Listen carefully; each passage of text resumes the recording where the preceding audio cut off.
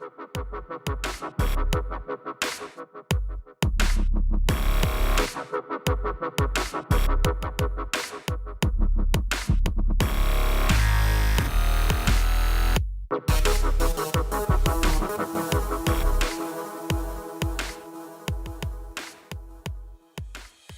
you want to know why Fighter X is the way they are, we're the people to tell you.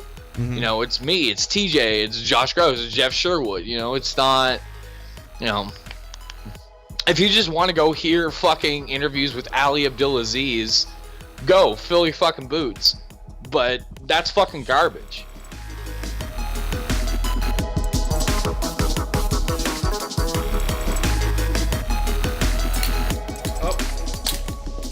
What up, everybody? Welcome back to yet another Sound of Violence podcast. If you guys are new to the show, we are an MMA podcast that talks about MMA podcasts. We try to let you know the shows you should catch, skip, and can't miss each week. And I am Pulver. I am here with my co-host, who totally fucked up that bottle opening sound in the intro, Chris Medaffer. What up, dog? Got a little excited there. That's right. That's why you got to deal with the lighter, and then it sounds like this. Yeah. Like a fucking professional. Sorry about popping the mic there. But we are going to go ahead. Oh, we should get into our sponsors off the top. First off, what are we drinking? The unofficial sponsor of Guinness. Oh, no. Super official Papa Vodka. No. Doug Stanhope presents Papa. No, wait. Papa Vodka presents Doug Stanhope presents our sponsors.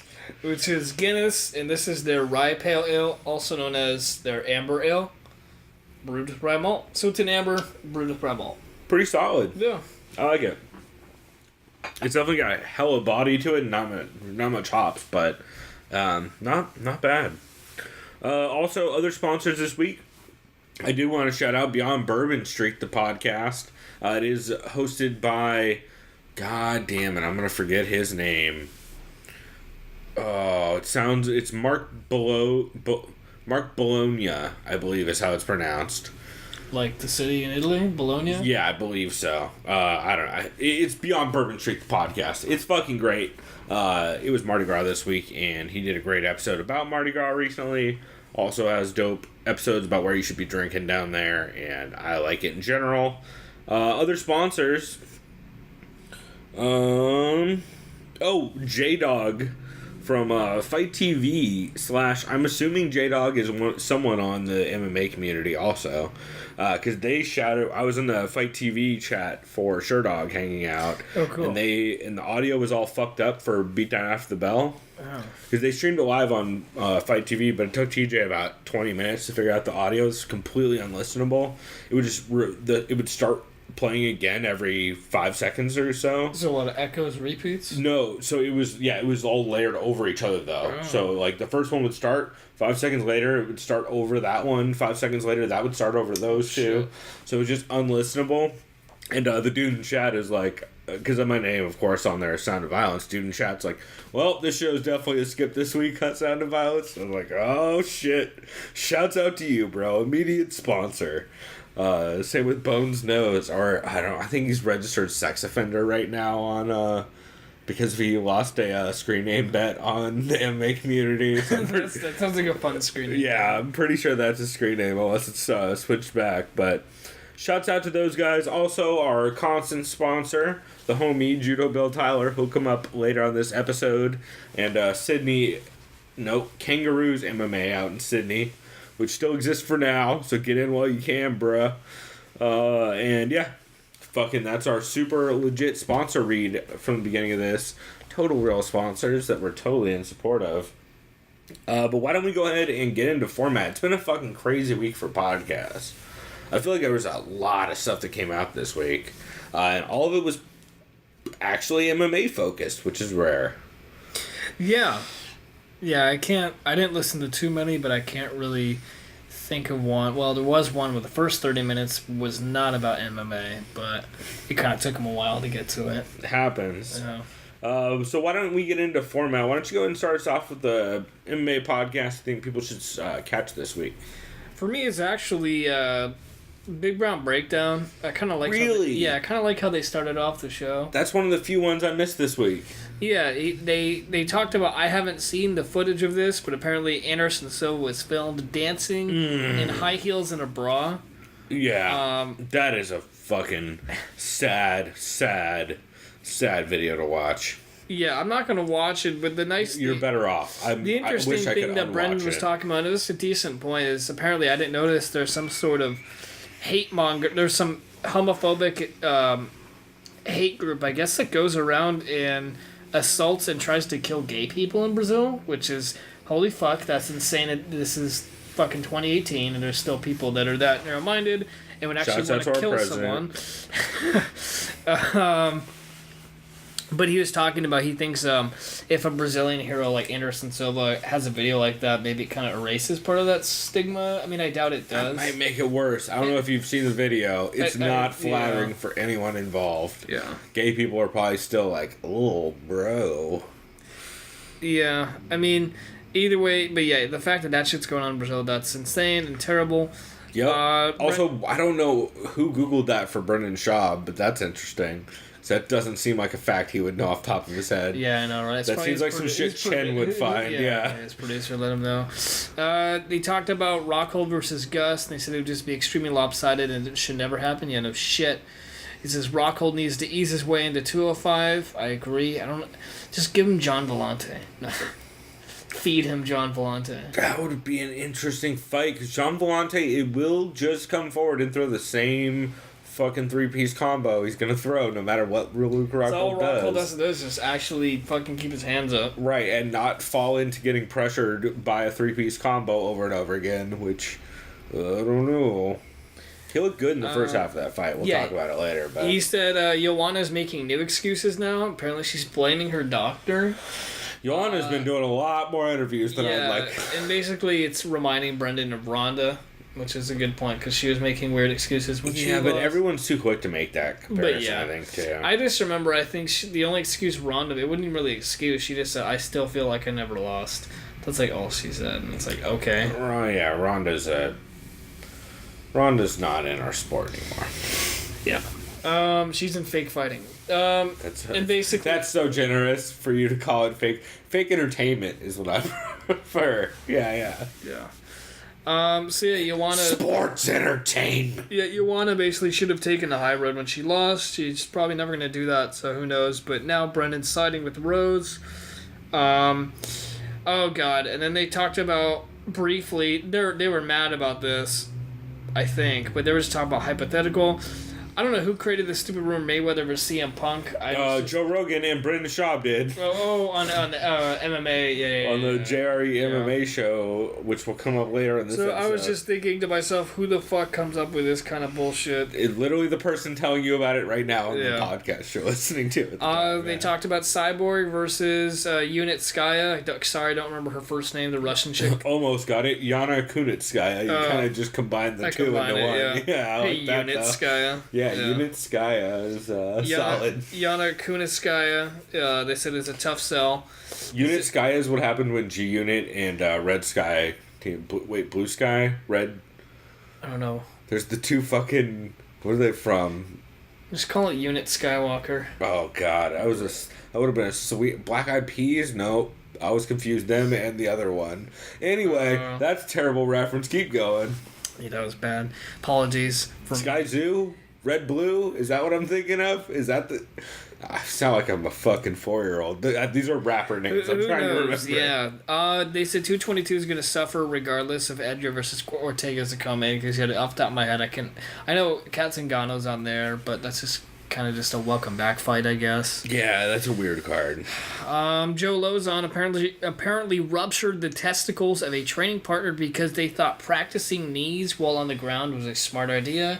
That's never a good idea. Why would you practice trying to knee someone while they're on their... Also, that makes me question how they were practicing knees to get a junk injury like that. So anyways, they talked about that, and Yeah, it was weird. They talked about Rashad Evans being on the MMA Hour, Errol Hawani's show, as you may or may not know. They think he's right about how he mentioned he lost years of his career because of just arguing and bickering with Dana, which is a waste of time. They think Woodley might be doing the same. I don't think he'd be using years of his career because Woodley's always ready to fight. Yeah, and Rashad's been saying a lot of like, oh, Woodley's the modern day version of me, blah blah blah. Which like salty. I don't know if I feel the same way about that. They do get a lot of... It's a weird comparison because they do get a lot of the same fucking negative buzz from Dana. But I don't know about all that. Yeah, and then I stopped listening. Brendan, I thought it was kind of funny. He talked about how he loves P.F. Chang's, and he would go... Of course he does. Yeah, like after every fight with his family. But he said there's one time he went... This is what... times like this when I wish Brendan Callen was around, or Brian Callen's around to shut him down, like, P.F. Chang's, sir. I can't remember who he said he had lost to. I think it was to... Did he fight Roy when they were both on Tough? Roy Nelson? Yeah. Okay. I think he lost to Roy. When he said I lost to Roy, I had a black eye. He was saying the waiter... went up to him and was like trying to give him advice on to improve his jab. And so he's like, of course, like, oh, I'm not going to get mad. So I'm like, oh, man, so you boxed before? You know, blah, blah, blah. I was like, yeah, I took like 3 classes in L.A., you know, blah, blah, blah. And he's just thinking, Jesus Christ. But, okay, I'll let this slide. But things like that, you know, he'd be like saying, oh, it's not like I'm going to go up to a famous chef and be like, hey, man, yeah, just, you know, you had a little bit too much salt. They'd be like, get the fuck out of my restaurant. So I kind of like how he talked about that. And I used to work at P.F. Chang's, so I could totally see some shithead waiter. I never did that when I was a waiter. Even when I served some Chargers players, I literally would honestly just be like, hey man, great game. And then that's it. You just don't even fucking bother. Right. You're like, literally the last thing you want you to do is talk about their fucking job or football or you just don't do it. You just say like, oh, Junior say, oh, sorry, the gun isn't allowed in the restaurant. Jeez. I didn't work there when he was still alive, but... Dude, I'm just saying, Sayos wasn't that far from P.F. Chang's. If you're looking, they're down the street from each other. I mean, yeah. I mean, it's not Sayos anymore, it's Buffalo. No, yeah, no Buffalo, shit. I actually went to Sayos. I like Sayos. I went there. Yeah, I thought it was dope. I went there for... It was when I was at Mason College. Plus, Junior Seau was always super nice from everyone. Actually, this was almost 7 years ago. I was following this reggae group that was from El Cajon, and they played there because they're all from Hawaii and Samoa.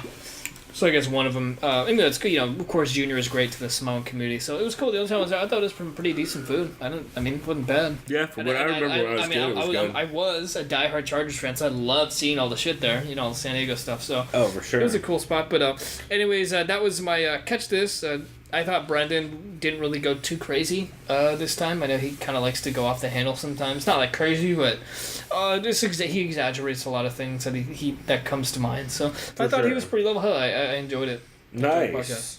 So I actually have 2 catches this week. Let me I'll throw the first one out there and see if you have it later on your list. UFC Unfiltered 171.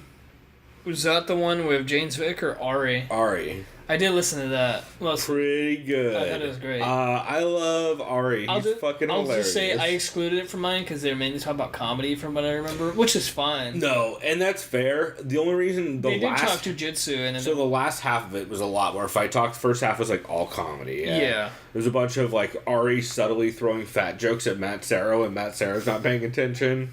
There's some good quotes though. Matt Serra at one point does say, maybe it's because I'm on TRT, but my cock wakes up before me. No, I remember that. That's an actual He's like, quote. hey, time to go, rise and shine. Yeah. Right. A lot of comedy talk, a lot of talk about walking people in the audience. Ari talks about how he's fallen off the UFC because of the number of fights and all the interim bullshit. Yeah, that's a good point. Yeah, and then they talk a lot about Danaher and... it's unfortunate. Well, I forget, did Ari say he trained with Marcel Garcia when he's in New York? He has a couple times, yeah. And he trained under Eddie for a while back when he was over here.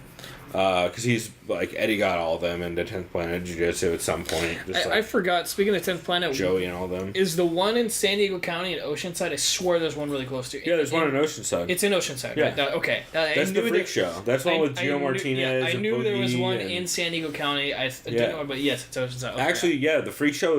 Gio Martinez, the brother of Boogie Martinez, is actually competing at EBI 15, I believe it is, this weekend. Tomorrow, actually, when we're recording this Saturday on Fight Pass for the 145 bantamweight title against Eddie Cummins and cool. A couple other people. Should be really good. Not Boogie. Gio is, of course, the 135 champ. So, pretty rad. But yeah, a lot of jiu-jitsu talk about John Danaher being weird and how fighters shout out Jesus too much when they win. A lot of dark humor from Ari, which I appreciate because I think that's fucking hilarious. But I wonder how it'll translate to like people who don't know Ari listening for MMA talk, and Ari's just like talking about how children are fucking horrible. Oh, I remember. What did he talk good. about? When is it okay to make like jokes about 9/11 or just? School shootings. He had like a school shooter joke. Oh yeah, he had a Vegas joke like right after. Or Vegas joke. I mean, that's what Ari does. But I remember he said, "Who is it?" He was like, "It was Matt Stone and Trey Parker said." He's like, "Either all of it's funny or none of it is." Yeah. That's like how you know when to roll something. Yeah, that's Jimmy Norton's like favorite reference for that shit. I mean, that is a good point. Yeah, it's fucking. There's a lot of weird like I don't know. Ari makes podcasts fun in general, but. There's a lot of weird, interesting little bits of this show. At one point, Matt shows Ari why answering the phone doesn't work. Oh, the defense, right? Yeah, I saw that triangle. on Ari's Instagram. He was just like, okay. You could see how like fucking red Matt's head gets. Oh, and how red Ari gets. Yeah. Ari's like immediately panicking because giant meatball Matt Serra is on top of him, and he's like, "Oh my god, I'm." Remember, Matt's like what a fourth degree. I think he's a fourth degree black belt. Insane level, yeah. Or almost 5. Also, Matt does shout out his purple belt, Sean Cooper, who you might know from the band Taking Back Sunday. No way. Yeah, he funny. Literally shouts out. It's like, I just gave a purple belt to Sean Cooper from Taking Back Sunday. Like, what the fuck? That's a weird, just random thing to drop in. Hey, they're in my jam in middle school. Yeah, I fucked some TBS for sure. Ari does talk about his Asia tranny tour. That's just what it's referred to on Punch Drunk because he tried to bang a tranny. He's on his Wandering Jew tour, right? I mean, sure, maybe that's the real name. He tried to fuck a tranny, so it became his tranny was tour. he like this in Thailand? He has a bit about it. Yeah, he has a bit about it on his. If you guys go watch his recent Netflix special, it's double negative. Oh, that's right. I gotta check that. There's a bunch of fucking Netflix comedies, but a ton of. I haven't even They've finished the 2 new Chappelle ones. Yeah, the 2 Chappelle ones. The Bellator one's the best. I heard best. Chris Rock has a new one. There's a bunch. Yeah, there's a bunch of good stuff. Christina Pajitsky's new one is up there. That's right. Tom Segura's new one is up there. Yeah, that's the one I saw. That's why it was great. I watched it again. Super good. And then, after that, they just talk about UFC Austin. And, of course, Matt starts working in Game of Thrones references. Just really good episode. And Ari makes it, like, weird but fun. And then my second catch for this week is... just let me know if you already have this one. You're welcome. Yeah, of course. Do you have that on your list? Yeah. Okay, we'll talk about that later then. Let me just say, there are some fucking things that happen on You're Welcome this week. Did you just listen to the first of the 2 episodes? Yeah, I listened to the first one. So the second one is even crazier. We'll talk about it when we get there. Yeah, I was thinking I should have listened to that. Fuck, I saw... It's okay. We're using one of the clips for our show this week. And oh boy, if you guys want to hear... We'll talk about it when we get there. It's a fucking thing. So why don't we keep moving on then? I will talk about my second catch later when Chris gets to his. But why don't you get to your skip for this week? What show we should do? Eugene S. Robinson style disclaimer. Just because we're saying skip your show does not mean we forever hate your show. Also, we are watching Patrick Freire fucking bomb on Derek Campos right now with hella hooks. Thank God the ref stepped in on that. Yeah, that's bad. He's piecing him up. Anyway, Eugene S. Robinson style disclaimer. Just because we're saying to skip your show this week doesn't mean we hate your show. Just means that this week's content was not... It was often enough not MMA enough related, or was just a lot of Conor Floyd talk, which may come up later. And so it's not worth everyone's time. However, you can always get back onto the catch or can't miss list because it happens fucking constantly. So Chris, what's your skip? I'd have to say MMA Hour, but that's because the way I skipped it. But the way he kind of... I usually like to check it out late in the week because usually whoever does the formatting, they usually separate all the guests. But they didn't do that this time. The secret is you have to find the timestamps, yeah. Well, no, or or you have to find the YouTube video. So, I just listened to basically Frankie Edgar talk about his upcoming fight. He didn't honestly really have much to say, but besides he wants to still prove he's a top guy, and he's not afraid to back down from any fight, which is very fucking true. Yeah, just classic Frankie Edgar shit. At 155, at such a huge size disadvantage. But he is good. Frankie's always cool, fun to listen to. The one with Brian Ortega that I listened to, I think was from last week. See, it was just out of order. Yep. The one thing I thought was kind of interesting, he says to keep himself busy during fight week, he'll play card games in casinos in Vegas. Yeah, him and a bunch of his buddies were playing dominoes in the hotel before the last fight John Morgan talked about. I guess that's like a ritual for him, is they all hang out and play dominoes till early in the morning the night before his fight.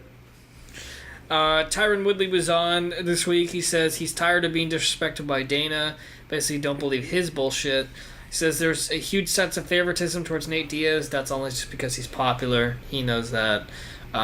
Me and you have both said, obviously, Nate Diaz doesn't deserve any sort of title shot right now. No, but titles really don't mean anything at this point. He deserves money, yeah. He's a cool guy, but I do think, though, honestly, if I were to be unbiased as possible, I think Nate Diaz... Okay, sorry. I had a panic attack. Peter just died. I think Nate Diaz does definitely have to work his way back up the rankings. Not all the way up, but I think he should fight. Depends on the weight class. If it's a welterweight, he should have a ranking.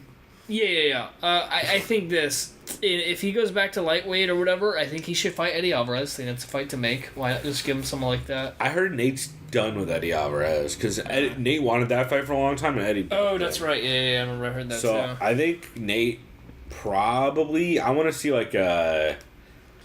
anything other than Nate Habib. I don't want to see that fight. Nate RDA again would be interesting. Gaethje's the fight. Or Poirier. Or Poirier, yeah. Either one of those guys at the fight. Poirier wouldn't mind getting some money.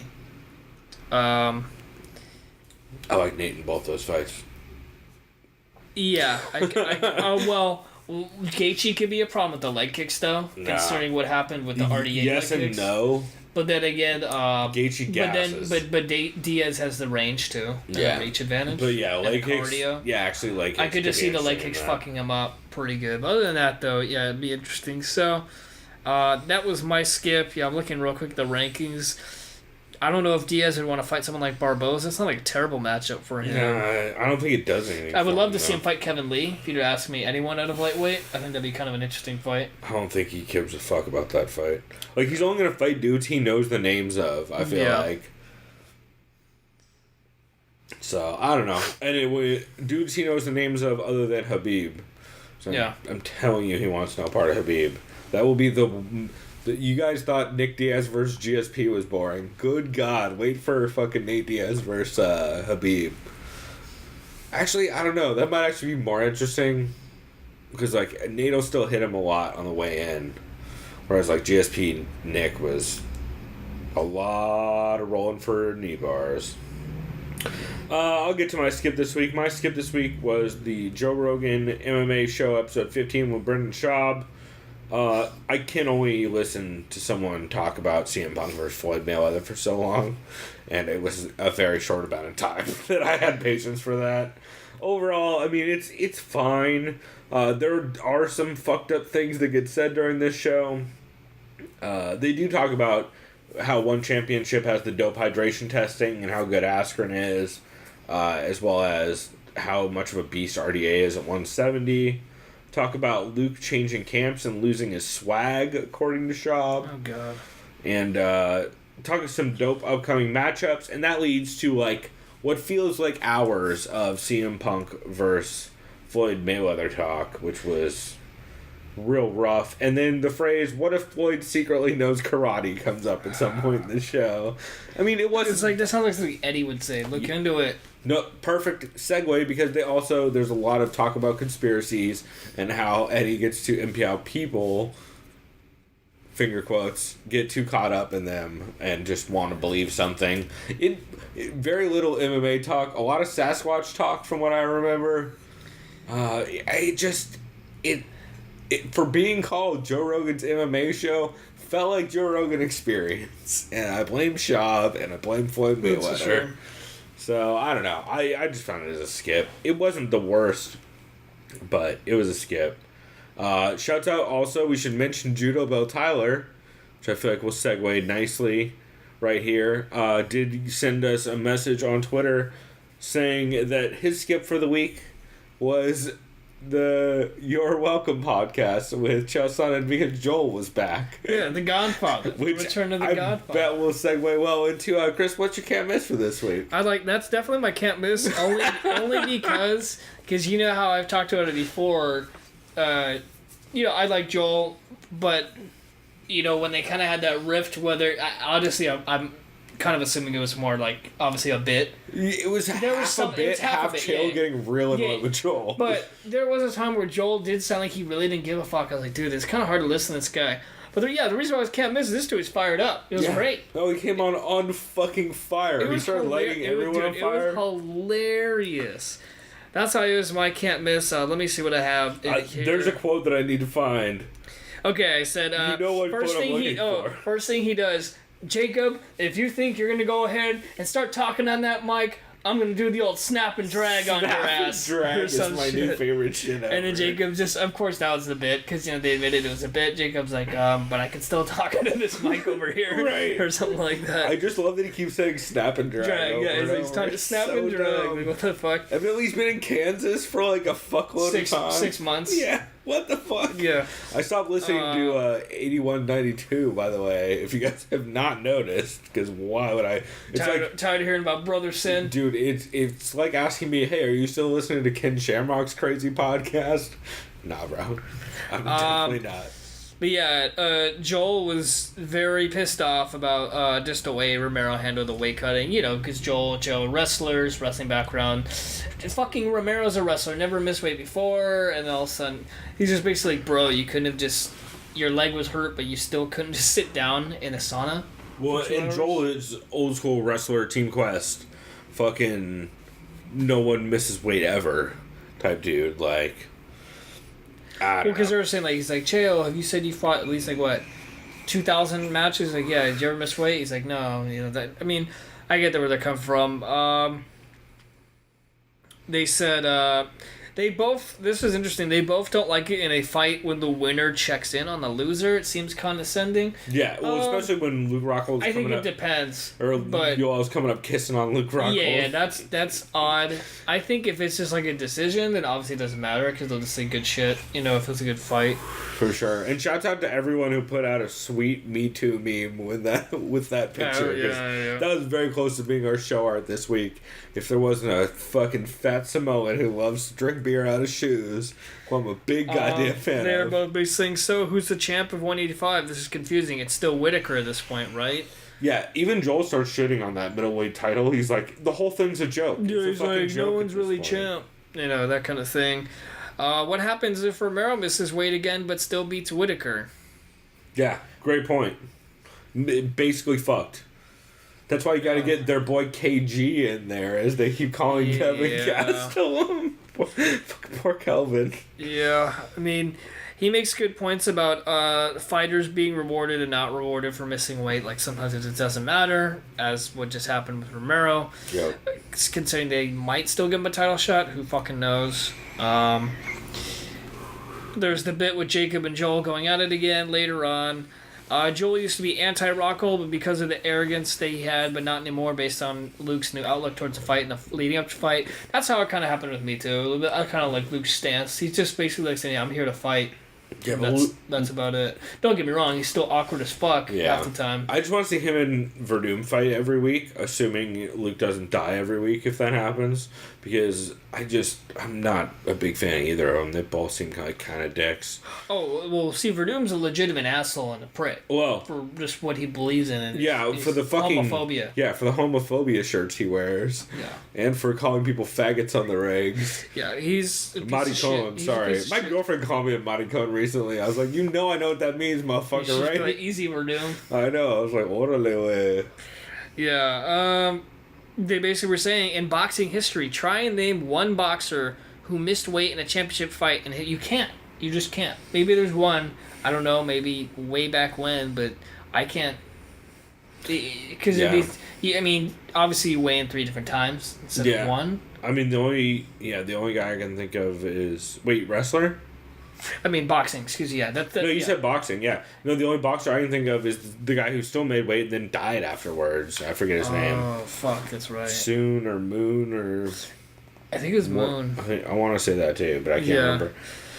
Basically, they ended it saying we just need better stipulations in weight cutting. We've heard this before, and it's still going to keep becoming more and more prevalent. For sure, and like they had some interesting points on weight cutting too about like. You can if you really commit to same day weigh-ins, like you can't really cut weight. Like I know everyone says the obligatory like so dudes will still do it and then people start dying, but it's like will they really still do it? And if they do, like how that people make that mistake once, right? Like, and I don't mean the roster makes the mistake once. I mean they see someone try and cut weight and then fight and they're like, oh. Yeah. I was thinking, what if you weigh them day before, day of, and day after, and they have to be within, 2 pounds or 3 pounds of the weight? There's the old thing that's going to take forever. That's right. We're seeing in the background, we got the Bellator MMA World Grand Prix, where... God, that's so weird. Chael's going to fight either Fedor or fucking Frank Mir.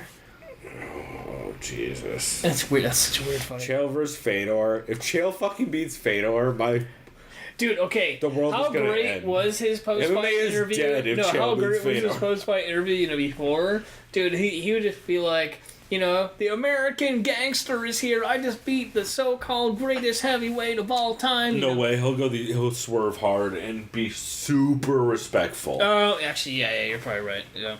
And then he'll just jack whatever opponent he's gonna have coming up next.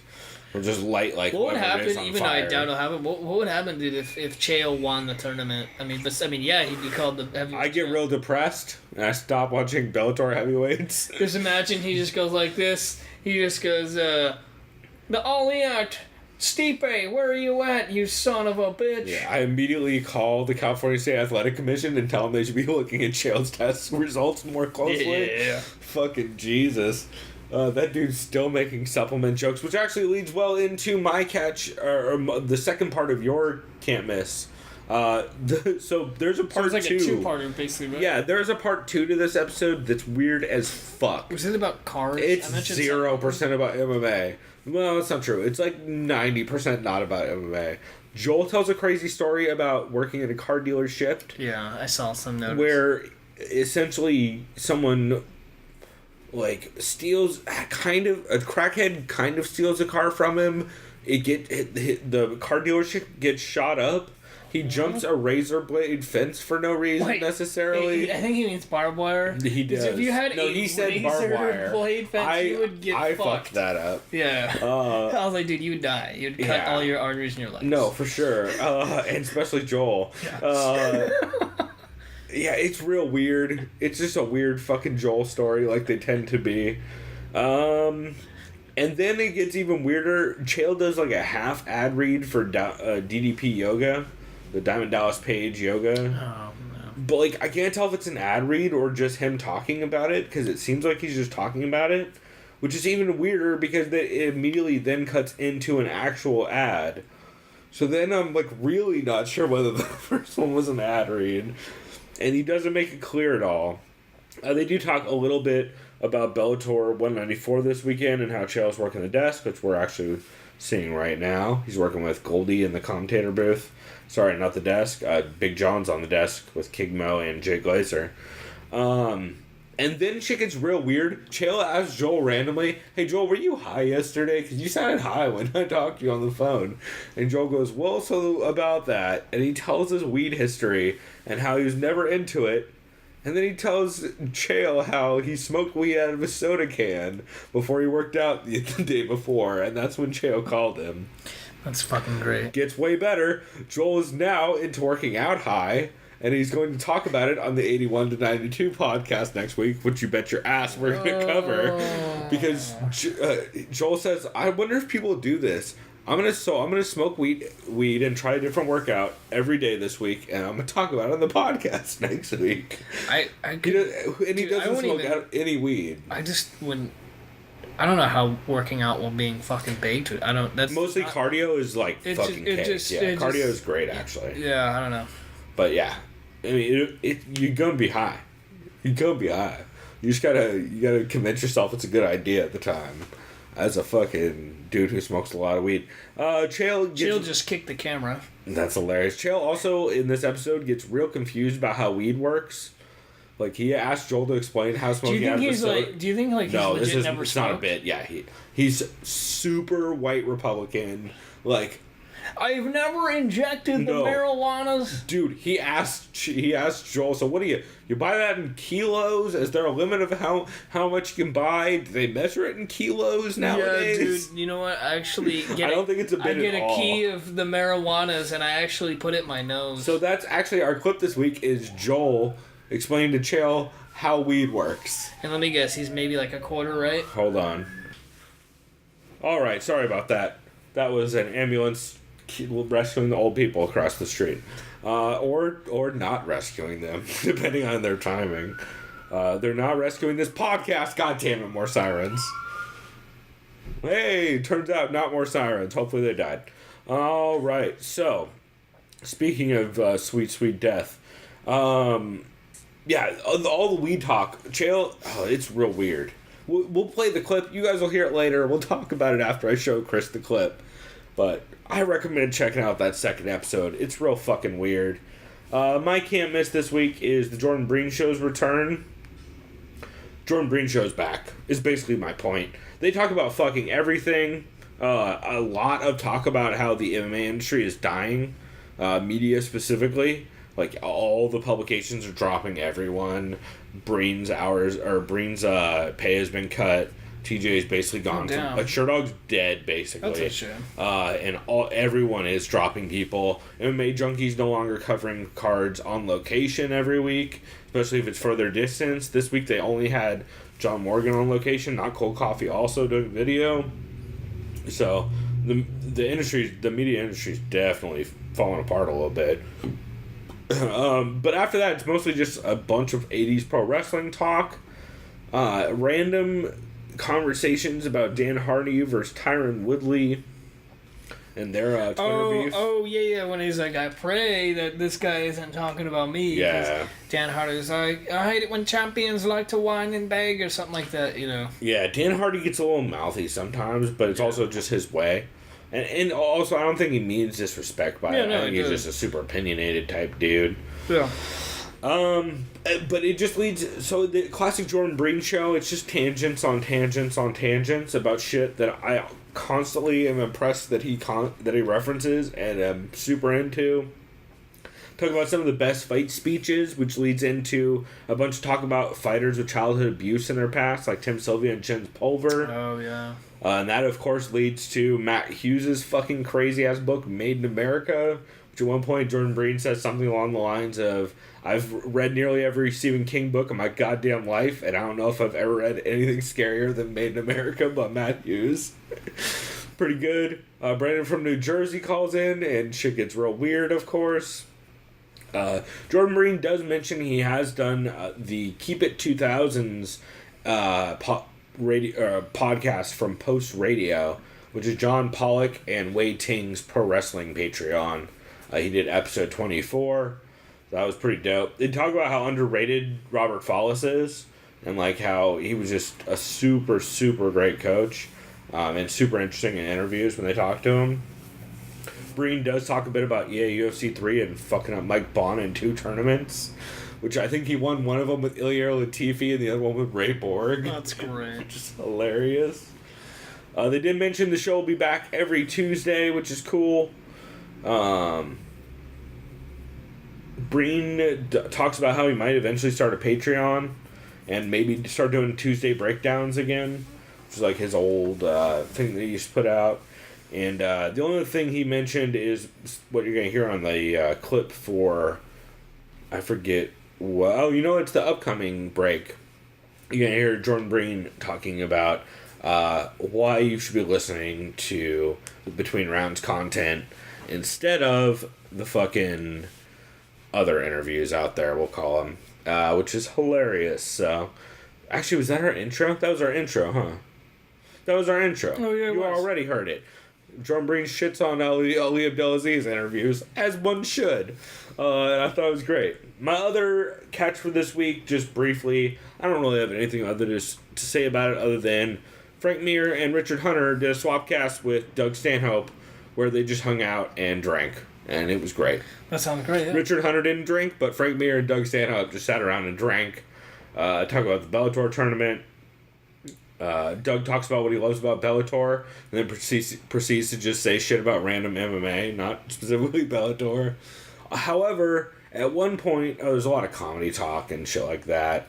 Talk about how Richard Hunter and Doug Stanhope met at the Girls Gone Wild, Girls Gone Wild set. Jesus. It's pretty funny.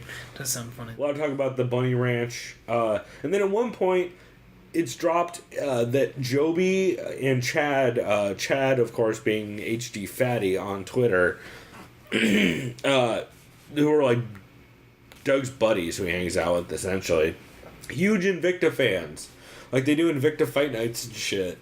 And at one point in the episode, they do talk about how they're going to do a fight companion with Richard Hunter and Doug Stanhope and Frank Mir, which would be fucking hilarious. So, recommend checking that out. Not a ton of MMA talk, a lot of hooker talk, since Richard works the Bunny Ranch, but fun nonetheless. I was going to say, I could segue that very surprisingly if you'd like. And sure. Talk about hookers. Speaking of podcasts, talk about hookers, Care Don't Care. Mm-hmm.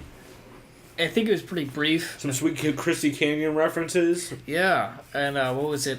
Kid Nate was like asking Eugene how he knew about. I can't remember what it was. It was kind of brief. If I recall. Yeah, there's the famous hooker story that Eugene has. Or yeah. Eugene's got a couple of them, but. Yeah, Care Don't Care. It was one of. I have a couple other podcasts I'd list. I'll just mention it. Actually, you know what? I should jump into a news show before we get too deep. Yeah. Let's go ahead and do that. So I listened to 2 new shows this week. The first one was Pitmaster and the Doc, episode 16.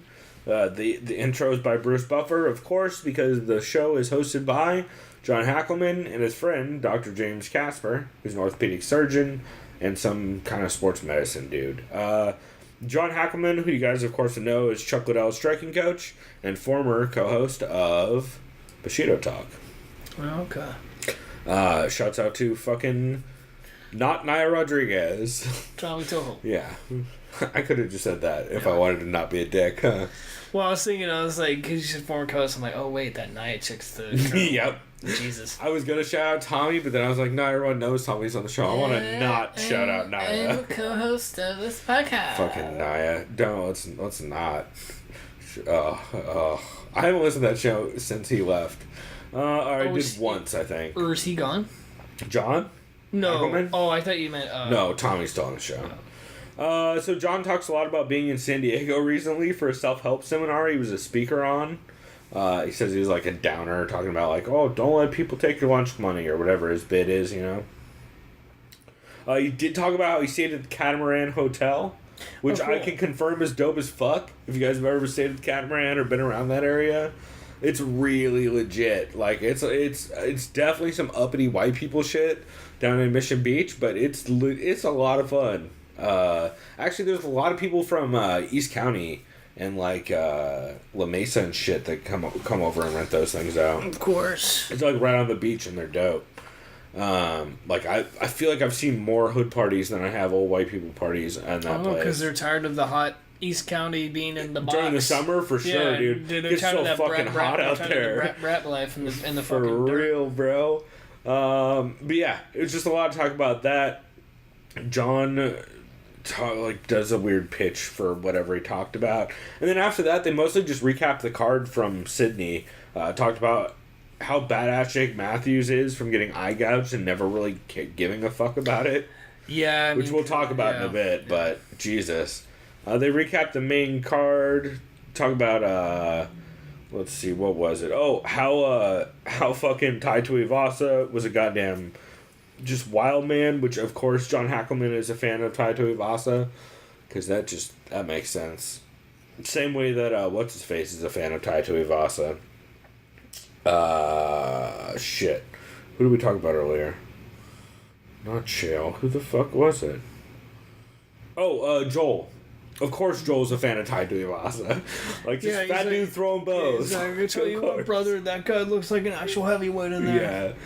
Fucking great. Yeah, they just talk... John Hackleman at one point does say Trinaldo looks kind of like a grandpa.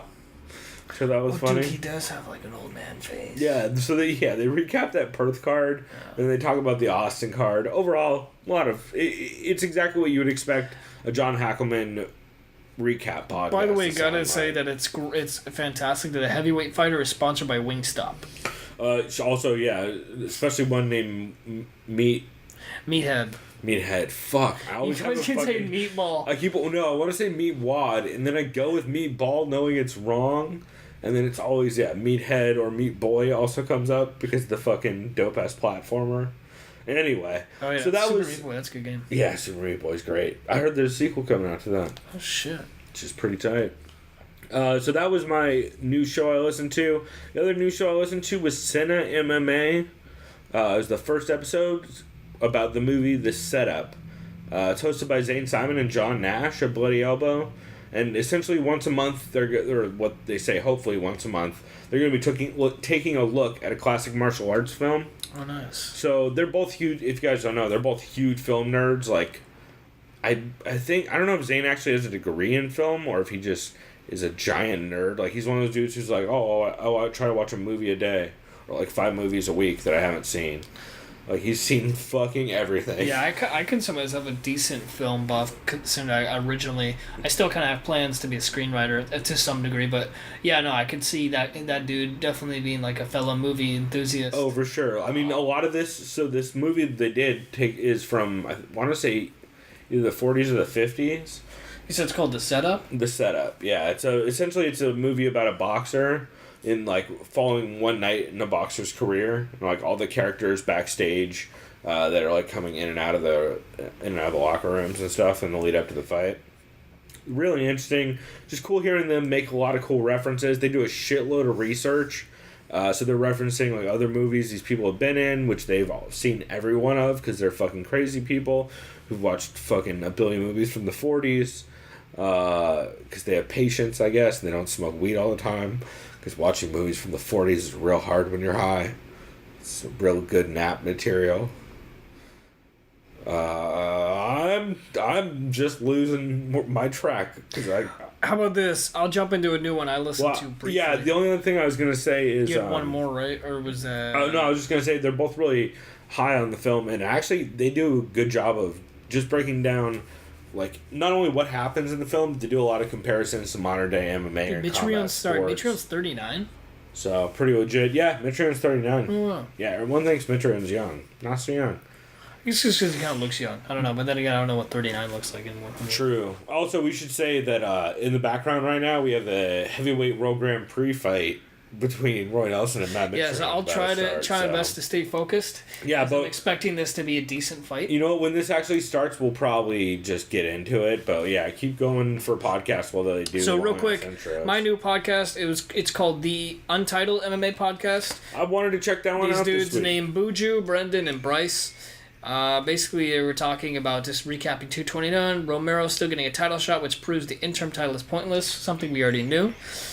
They talked about how successful would Curtis Blades be if he went to Bellator. Would he actually be one of the favorites to win the tournament if he was fighting this weekend or next week? Possibly. Yeah, that is a good he's point. Up there. Yeah, if he's wrestled fucking Mark Hunt, yeah, maybe. They said they just realized that Israel Adesanya is in the same weight class as Paulo Costa or Borrachino. Holy fuck. That's actually insane to think about that. Borrachino would fuck him up on That's the round, insane, though. Like, they're both 185ers. Yeah. But then again, Israel, I think, is like 6'3" or 6'4". I know people are calling him John Jones. I think he looks more like OSP. Well, I guess they both look... It's like OSP and John Jones put together. Who knows? Yeah, well, MVP. This is all racist. Frame, yeah. These are all racist comparisons, by the way. Oh, not one white dude. Not one Stephen Wonderboy Thompson reference in there. Yeah. At worst, Yamasaki should be suspended. They talked about Uriah Faber. It's a big opportunity. They said they think there's barely any interest in watching him again. I agree. I said, not me. I don't care about seeing Faber fight again. Sorry. I had no interest. Yeah. No. Yeah. I don't think he's delusional. There's no one I want to see him fight. I hope he's not delusional enough to think he'd get some sort of title shot at some point. I kind of feel like he thinks he might get a TJ fight someday. Just like, no, bro, no, I don't want to see Uriah fight anyone at this point. Watch Uriah go, TJ, you're scared, bro. Like, the only person I would want to see Uriah fight is Mike Brown. I don't want to see Mike Brown fight either. Yeah. So like, you know. So, that's what I had for new.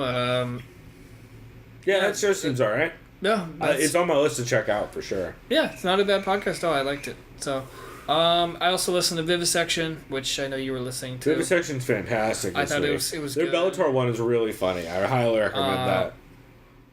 Yeah, they're basically just talking about Lewis versus Tybura. You know what? I'll mention all this in our preview so I can kind of tie it in. Yeah. It would be more fun that way. So. Yeah, that's generally how the Vivisection ends up working for me. We were, by the way, watching Roy Nelson wing right overhands at Matt Mitrione, and Matt Mitrione. Jesus. At least he stopped one takedown attempt, if you can call that. I guess I will talk briefly about the podcast I've been listening to. I wanted to give a little bit of love to. Punch Drunk 270 with Mickey Gall was good. Be aware that horrible, horrible things get said and done on these podcasts. Punch Drunk Sports is not for the faint of heart. Like, within the first 10 minutes, they're talking about snorting Plan B and how many abortions they've paid for. So just like, oh Jesus, Matt Mitrione putting it on Roy early. Matt Mitrione landed some fucking bombs early, not even a minute in. A lot of talk about their reverse Kobayashi bet, which if you don't remember, is about them sticking hot dogs up their asses. Yeah.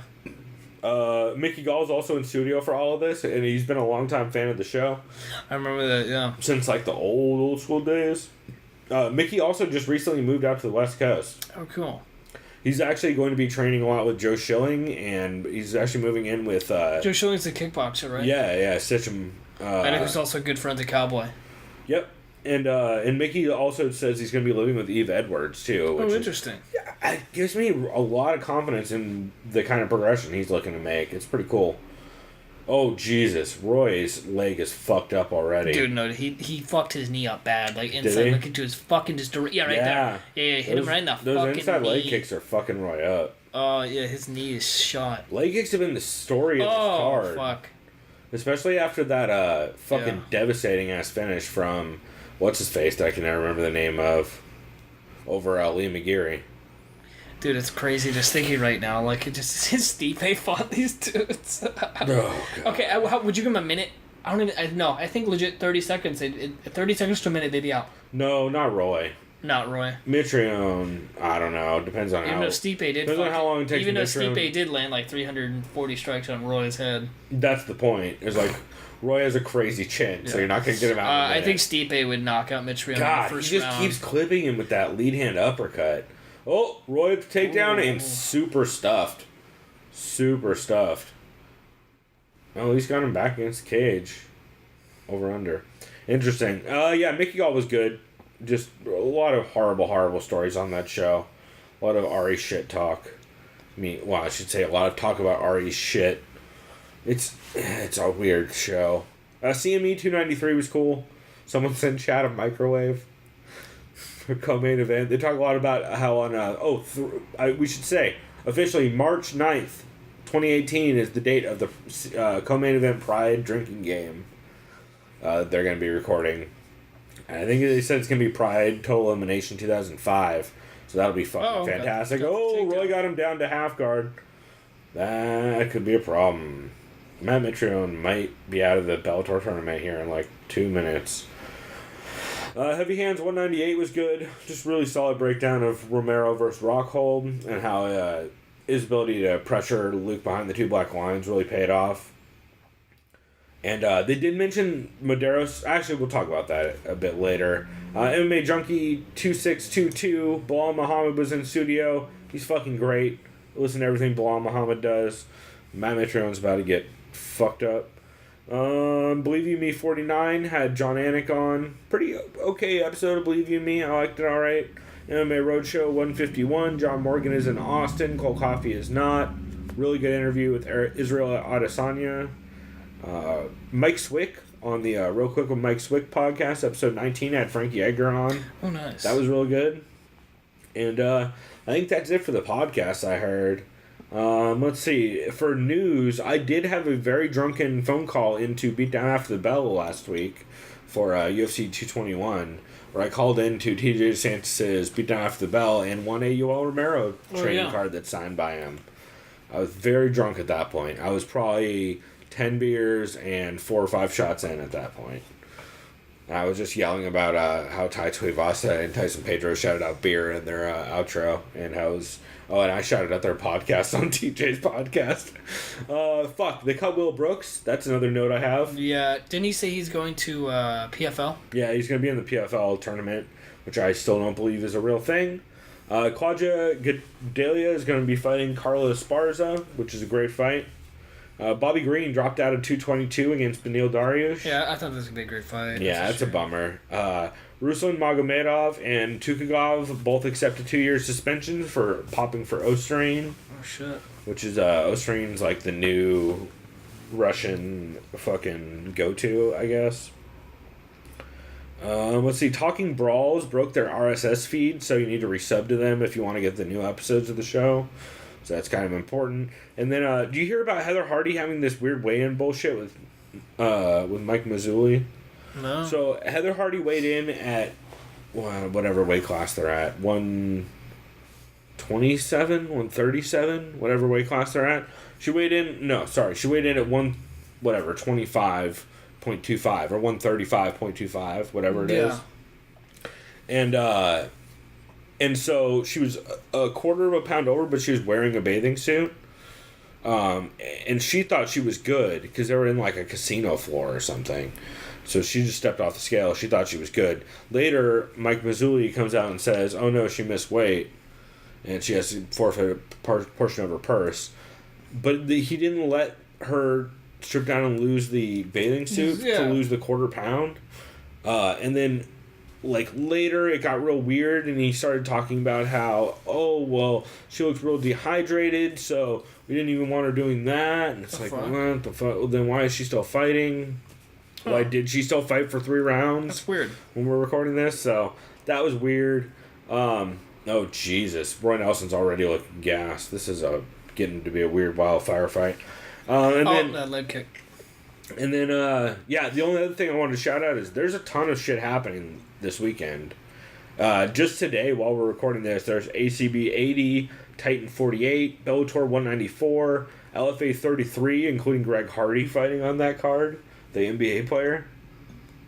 Oh, he's on a fucking card? He's on the LFA 33 the former card. NFL player? Who beat the fuck out of his girlfriend and choked her and threw in a bed of assault rifles? Is that Greg Hardy? Yeah, I don't...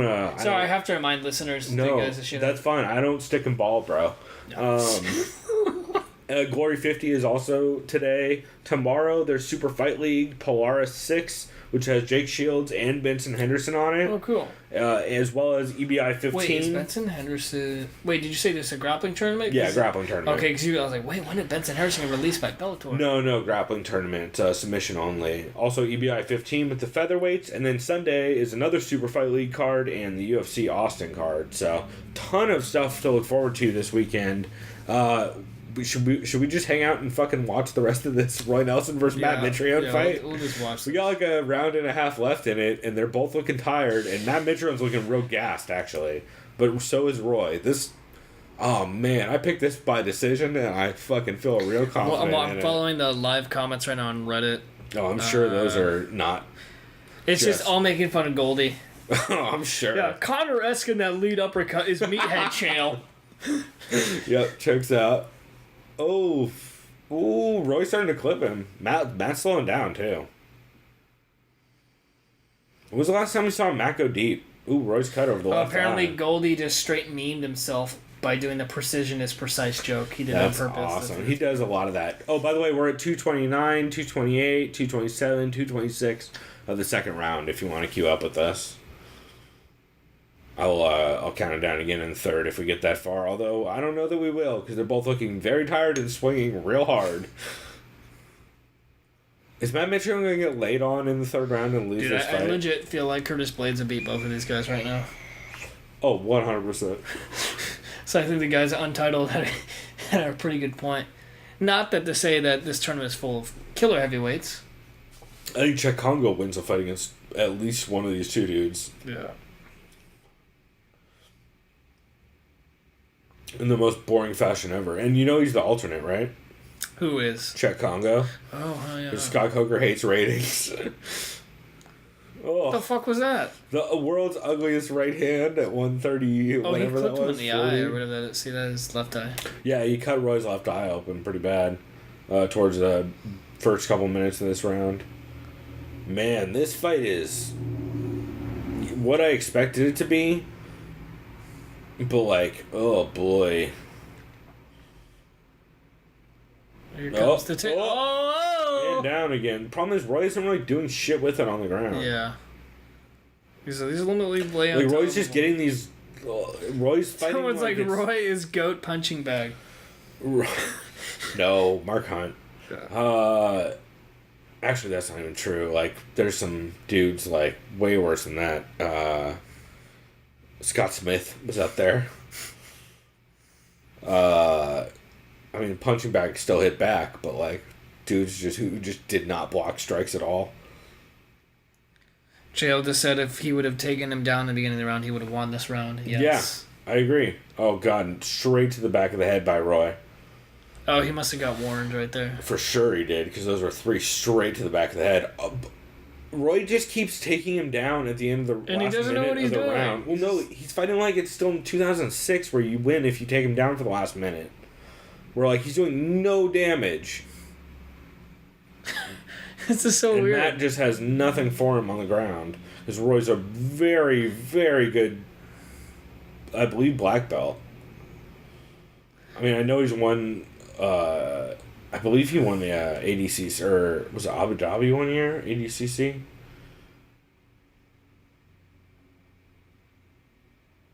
I'm excited. I'm actually legit excited for that Darian Caldwell versus what's his face? Higo? Yeah, Higo fight. It should be fun. Yeah, it's been interesting. Then again, mostly because I'm a big homer for Caldwell. Yep. Dude's a beast. Also, shouts out to Angie Hill's Twitter where he makes regular appearances. Oh, yeah.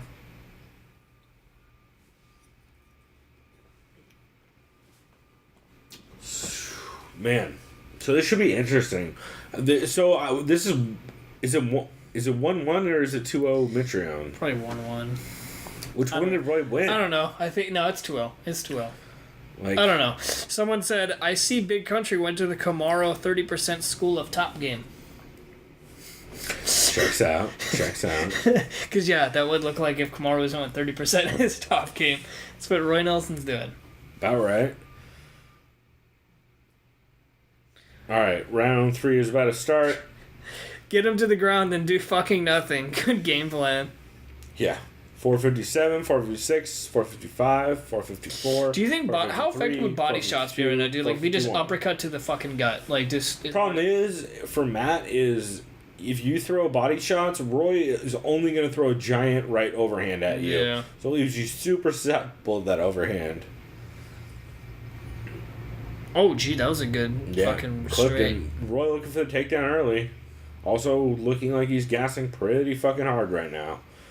It's always concerning when you see the countdown video for Roy. Someone's like, Bellator, 5-round main events. The fuck? Oh, yeah, I forgot about that. It's only 3 rounds. Yeah. That's stupid. They don't give a shit. I do... That is kind of annoying, though. I wish they were 5-rounders. Well, yeah, because, like, what if after this round, Roy's gassed the fuck out or something? You don't know what's going to... I don't know. Well, and I just like 5-round main events. Yeah. But, like, for this fight, we probably don't need 5 rounds of this. This is no Hunt versus Bigfoot 1, you know what I mean?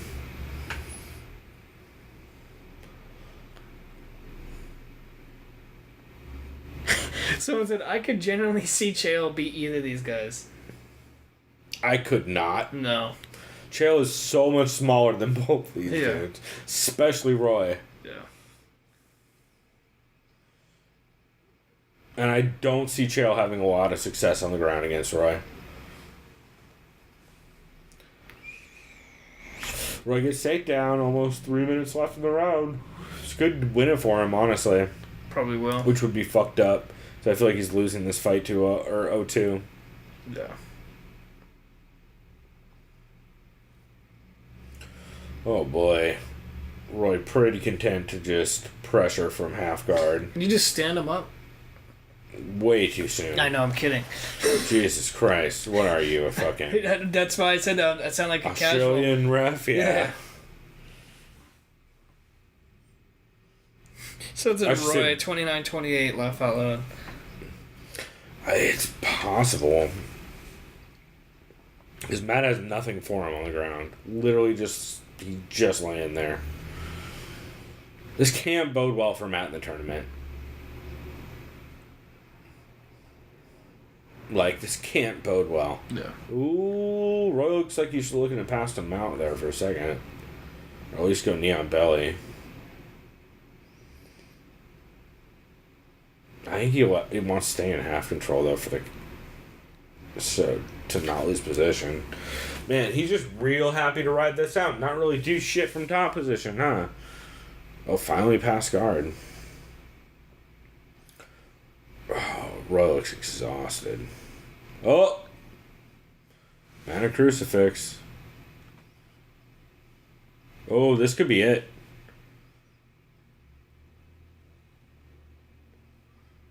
Matt's squirming, but he's banging him with these shots. This could be it. This could be it. Yeah, they're going to call it. Matt's getting clipped with this. No, he's okay. Almost got out of it.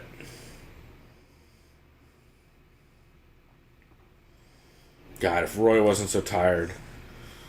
Well, because right now, Matt's is telling him I'm good. You know what I mean?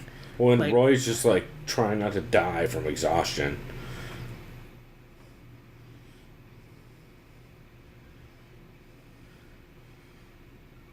It was an easy round for Roy. Yeah. Probably almost a 10-8. I don't know, because Matt was clipping him pretty good in the first minute. I wouldn't go 10-8, because I don't... You going for a Kimura? It looked like he was leaning with a straight armbar, but... It more looks like he's just trying to hold position and wait out the round. Because he doesn't want any of this. Matt back to his feet, double underhooks, trying to get Roy off, and still ends up on bottom. God. Jesus Christ, Matt. Oh, man. That was a sad takedown. He could have gotten some uppercuts in there after the underhooks. He could have done a lot more than just fall over. Or maybe knee to the fucking face. How about that? Nah, he would have still gotten taken down, but it would have been nice to see Matt not just, like, kind of tilt. Yeah, I guess they're just going to give this to Roy, clearly. Yeah, probably, man. Probably.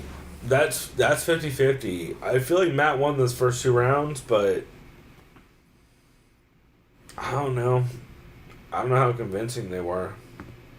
And Roy's third round was super convincing. Someone said, hey guys, you ever think about this being a fucking draw? How about that? I mean, that's actually really how you should actually probably call it. What does that mean for the... Oh, yeah. You're right. How to fuck a Bellator heavyweight tournament. Yep. A majority draw. Fuck it. Just let Czech Congo move forward and we'll just call it. That means no one advances. Fuck you. That would be so fucked up. Yeah, what if they call it a draw? Someone said, nope, round 4. Here we go. No round 4 on this bullshit. Alright, well, you know what? We will wrap this here. We'll be back with the announcement of the decision in the next part.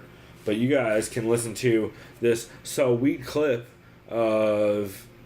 Oh, God, I guess Goldie just did a Dumb and Dumber reference. Che was mentioning, what about sudden death? And then Goldie's like, so you're telling me there's a chance? No, yeah, he does that. Anyway, we'll be right back with talk about the UFC 221 card, as well as the result of this heavyweight bullshit when we get back. So why don't you go ahead and listen to Joby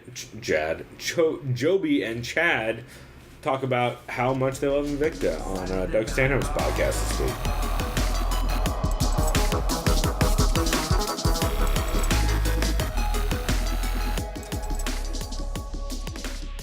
Joby and I saw the one fight. It was a female fight where her cauliflower ear exploded when it got punched. And that was Wesley Smith. Yes, when that happened, it actually split. Yeah. So well, and that's the thing. It causes you to lose fights. They'll call it.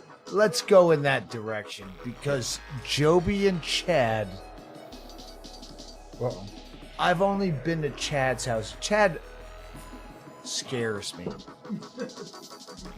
We do the podcast, but in reality, he scares me. So I only went to his house once to drop him off after a scary trip we took together. But they will get together and watch chick fights on Invicta. Like, we're huge Invicta fans. Like, oh my god! I don't know if they jack off on opposite corners of the room, or they jack each other off.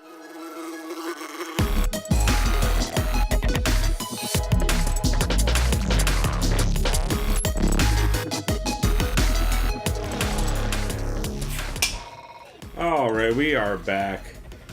Oh boy, yeah. So that decision was interesting. They nailed the Bellator decision for Bellator 194 main event. Mitrione versus Roy Nelson.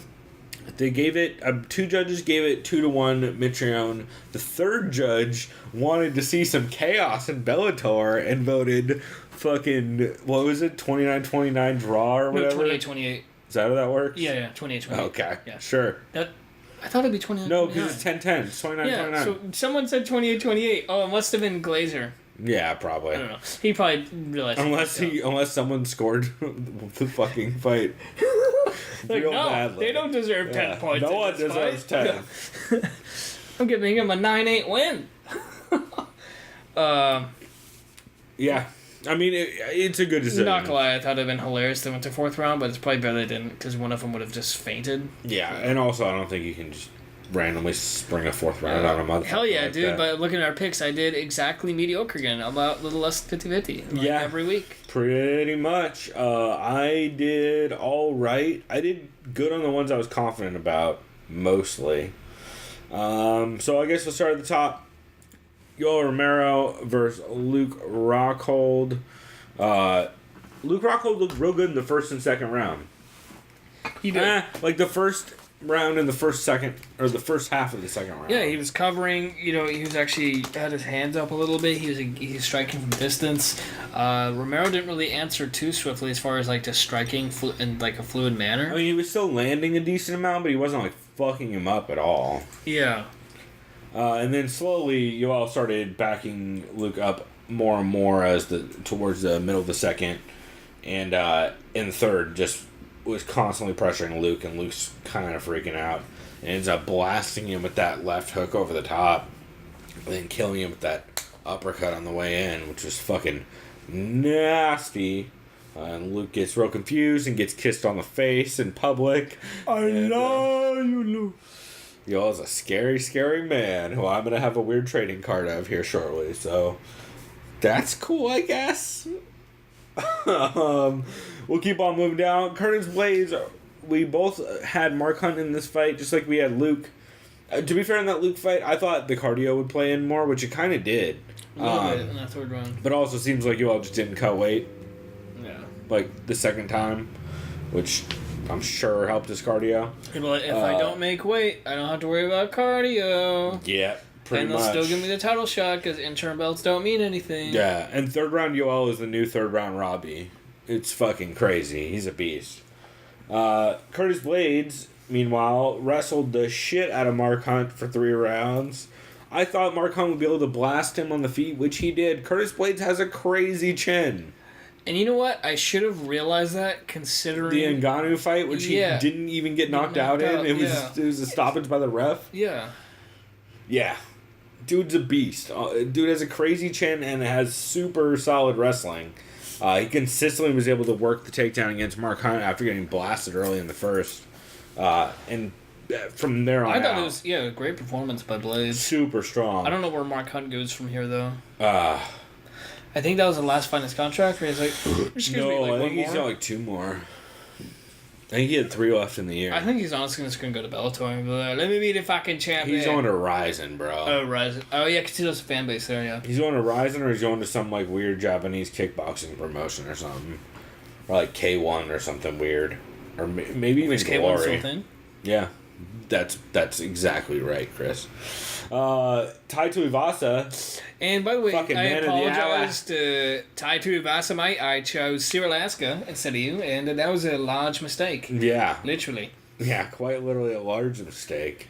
I mean, it's not like Cyril Alaska was going to chug out of a... To be fair, I chose the vet over the new guy. That's all it was. And to also be fair, not like Cyril Alaska was going to chug beer out of a shoe if he won. Yeah. So, who was it? Someone on the podcast was like, that made me want to gag. It's like... Maybe if, like, the person wearing that shoe had, like, athlete's foot or some shit, I guess, or some gross shit, but... Yeah, also... Or wasn't wearing socks. You know, sometimes you gotta do a shoey, bro.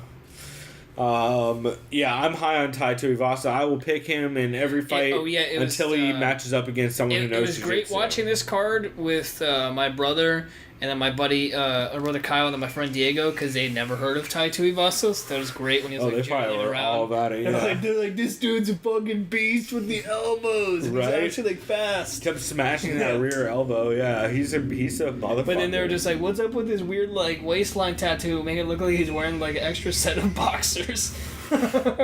Checks out. I was like, actually, that is kind of a good point. And he has like a tattoo inside his belly button, which, how bad would that hurt, by the way? Hold on. Yeah, I think it's a bunch of tribal shit, because Tyson has the same thing. Okay, so that didn't hurt him. That would hurt any other normal person. Right. People with feelings. Yeah.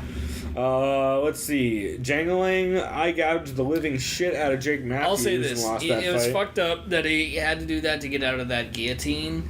After that, though, he was coming back. He was on that comeback train at the end, just blasting him on the ground. Almost got full mount, and I was fucking hyped. I was like, let's go, Django. Oh, that's right, you had him on fantasy, huh? Yeah, and he had him in like almost full mount in the third round. Like, let's go! And then he just couldn't do it. Yeah. So he shouldn't have won that fight, so that's good that he didn't. He probably should have been DQ'd. Yeah. Because fucking that eye gouge is bad, man. It's real bad to rewatch. But big win for Jake Matthews, and he looked great in that fight. I was talking a lot of shit, like, relatively, on how he comes from a small camp, and we haven't seen Jake Matthews improve a ton. Super wrong. Looked great in this fight. So, I'm glad to see that, and I'm excited to see what he has going forward. Jangling, I have mixed feelings on Jangling at this point, but...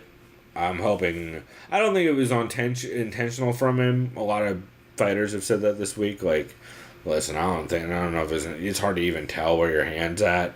And you're just bracing and trying to push. I think it was just a fight or flight, and he's trying to push away, and his finger got in his eye. Yeah, but not a good look. Yeah, it doesn't look good.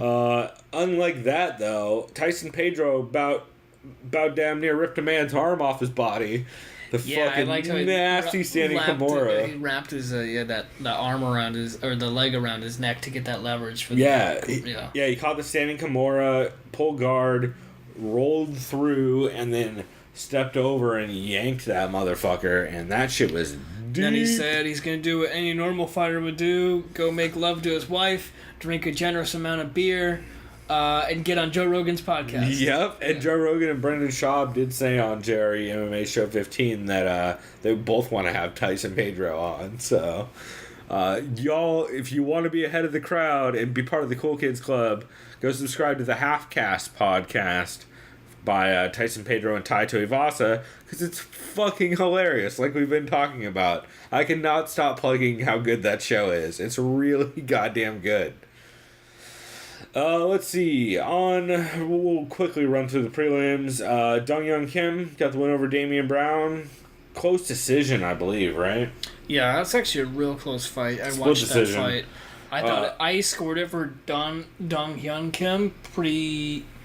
I believe I scored it for Damian Brown, 2-1. I don't know, though. But I need to rewatch it, to be fair. It's hard to score live. I feel like Kim had the better boxing, at least on the outside, and just keeping reach. But when Brown kind of swarmed in, at least got him against the cage, he was able to land a bunch of good body shots and stuff. For sure. And it was a fun fight. I it was pretty back and forth. For sure. Let's see. Israel Adesanya, you were sleeping on... no, wait, you're sleeping on the next dude. Israel Adesanya, did you see this fight? Yeah, I did. Jesus Christ. Dude can kickbox a little bit, huh? Yeah. Yeah, the hype is real. You understand why I picked him up in fantasy and made mad points this week? Yeah, choo-choo. He was my flex pick because I was like, I'm a little worried he can't stop a takedown. But if he can stop a takedown, he's fucking massive free points. It did take until the second round, I believe, but good googly moogly. If that dude can get decent at stuffing takedowns Crow Cup style, he is going to be a fucking problem in that division. Yeah, he'll be something. Just please don't put him up against Paulo Costa. That would be weird. Don't put him up against any crazy wrestlers yet. So there was that fight. So choo-choo, motherfuckers. The hype is real. After that, or before that, because we're going backwards technically, we had Jeremy Kennedy versus Alexander Volkanovski, who I always get confused with Alexander Volkov. I don't know why. Yep. Even though these dudes are separated by about 100 pounds. Yep. Pretty much. And Volkanovski looked like a fucking beast. Yeah, and I feel like I chose Jeremy Kennedy, I think, because I think he was undefeated at the time. And because he had like a longer reach and height advantage, but then if I realized that Volkanovski was the Australian wrestler, it wouldn't have been an easy pick for me, but I definitely would have gone for him. So learning from that mistake, overall very impressive win by the Australian native Volkanovski. That's right. That was good. Yeah, super beastly. And then we both got this next one wrong with Ben Nguyen. Although, to be fair to us, we went on momentum. We did get 2.5 rounds of this fight correct, almost. Yeah. Up until the spinning back fist, where he almost died. I feel like it was real close there. I feel like he was winning. It was like probably 1-1, and he was winning the third. And then that spinning back fist from fucking Formiga just floored Ben Nguyen, and then he got pounced on, got blasted a fuckload, because fucking Peter Hickmott hates stopping fights. And then finally since Formiga's a nice person, he decided to choke Ben Nguyen instead of continuing to hit him. Yeah. And that fight was stopped. Jesus Christ, bad stoppage. But, man, impressive fucking performance from Formiga. That dude's a beast. And let's see. So our homer pick. Well, you ended up going with a draw, which was fine too. I mean, I was so close, dog. I went with Pierce. I was like, I got to go the homer pick, and I want to see this guy get a dub. He had a good performance. It was a close fight, though. It was a close fight. Sure. No, it was. Yeah, don't be wrong. At the end of that, I was like, dude, that's one of those rounds could be real. By the way, hard. someone at a coworker of mine who's big into MMA and the UFC was saying apparently Pearson's wife was one of the ring girls there, the Octagon girls. Oh, really? That's funny. It was like Julie Pearson. Oh, crazy. Or something. I had no idea. So apparently he is married to an Octagon girl. It makes sense that she would be on the Australian cards. Doesn't he live out there part-time? Yeah. I know he's English, well, at least where he was born and grew up, but yeah, I think he does actually live out in Australia. I thought he split time between Australia and over here. Yeah, when he's not living here. Yeah. Which, by the way, that's probably the two greatest places to live. Except for that flight between the two of them. Except for the flight, and except for the massive amounts of heat you may or may not get in certain states in Australia. Yeah, true. You don't really get heat in San Diego. But other than that, you get amazing beaches and a million things that want to kill you. Yeah, so similar to here. Just the things that want to kill you are on the beach instead of... Yeah, everywhere. With knives outside your alleys. house. Yeah. Instead of a fucking goanna, which, by the way, if you don't know what it is, look up a goanna. It's basically a giant fucking lizard that will actually be on scaling the wall of your house and greeting you at the door. Not sure if they attack humans, but won't be surprised. That was my favorite Disney movie, Goanna. Oh, yeah. Nailed it. All right. Let's see. Teruto Ishihara lost unanimously. I didn't see this. I didn't see the first two fights. Yeah. Teruto. Thank God we chose Quinones. No disrespect to Ishihara, but I had a feeling. So how did this go? Since you saw this, I want to say this was a bad decision, but I don't. Honestly, I don't. I haven't rewatched it because. Did Quinones go with like his boxing? I want to say, you know what? I don't remember this fight well enough to actually even talk intelligently about it. I remember the first two fights' decisions being kind of weird. I remember the fights being kind of weird. I believe Abe just ended up on bottom a ton in their fight. But I don't I would rewatch that fight or go listen to someone who actually rewatched that fight. 'Cause I have not. I'm not gonna lie to you. Some of those Fight Pass fucking prelims were not. It was Mardi Gras this week, y'all. You know, I was watching parades. I was watching the Zulu parade. I was not rewatching fucking Teruto Ishihara versus Quinones. But we will go ahead and wrap this segment here and come back with our picks for UFC Fight Night Austin. God, what's the main event of this motherfucker? I keep wanting to say James Vick, but that's wrong. It's Don Cerrone versus Medeiros. Yep. So James Vick. And, well, in my opinion, the main event should have been Vic versus Cerrone. Because it's Austin. And sure as fuck should not be Cyril Asker versus Derek Lewis, I'll tell you that much. Or Marcin Tybura, sorry, the other Cyril Asker. Cyril Asker with talent. Oh, Jimmy Hopkins, Marcin Tybura. Oh, that's right. Yeah. He does look like Jimmy Hopkins. Well, it's weird. His picture here, but in real life, he looks nothing like him. Bum, bum, bum, bum, bum, bum, bum, bum, bum, bum, Jimmy! It's me. Screw you, Gary. Shouts Russell. Shouts out to Rockstar. Hey Jimmy, come box with me, but come box with me. Yeah, I just remember at the beginning of that game, I would just find all the radio transmitters and get all the combos like midway through the game, so I just body on people. That and I would just run and double leg teachers and beat the shit out of them, and then sprint away. Oh no, I remember I finally it took me until the remastered version. I successfully knocked the fuck out of like one of the main knocked straight out cold with the fist. I just knocked him in the corner, in the corner, and then like the two preppies were like stuck there like glitching. So I'm like, you're all mine now, bitch. Just fucking started bodying him. And then I remember you unlock the go kart and just run people over. It's pretty great. I recommend the skateboard personally. Yeah. You do some fat 360s off the stairs. Do some janky 50-50s. Or if you do like the bike and then pivot it, you can smack people in the face with a rear tire and knock the fuck out too. Yeah. It's pretty good. Great game, everyone. Yeah, everybody go play Bully from Rockstar. It's fucking great. There's a whole Halloween segment. It changes seasons. There's a carnival. It's a drunken Santa. Yeah. Who is basically Jim Leahy. Yeah, basically.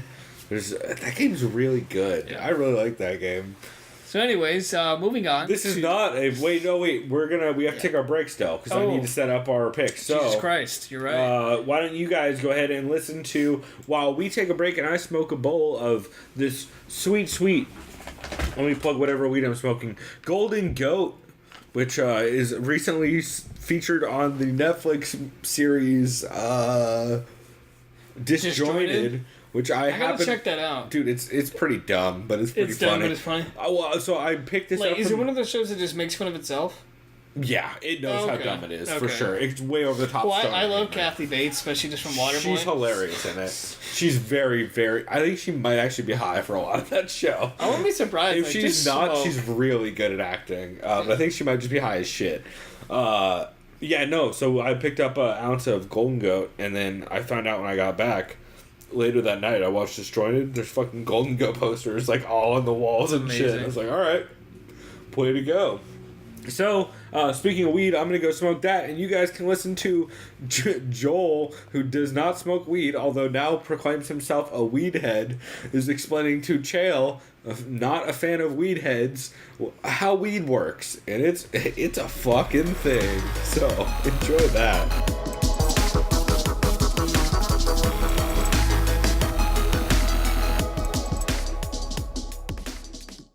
2 days ago, I'm sitting in the hot tub, and I'm like,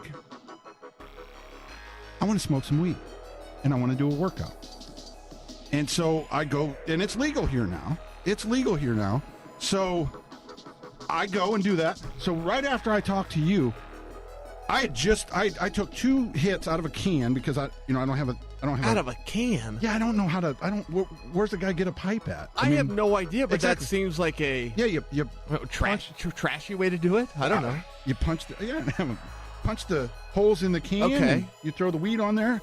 I take 2 hits and I'm high. How does that work? You throw the weed on the can, or it goes into the can?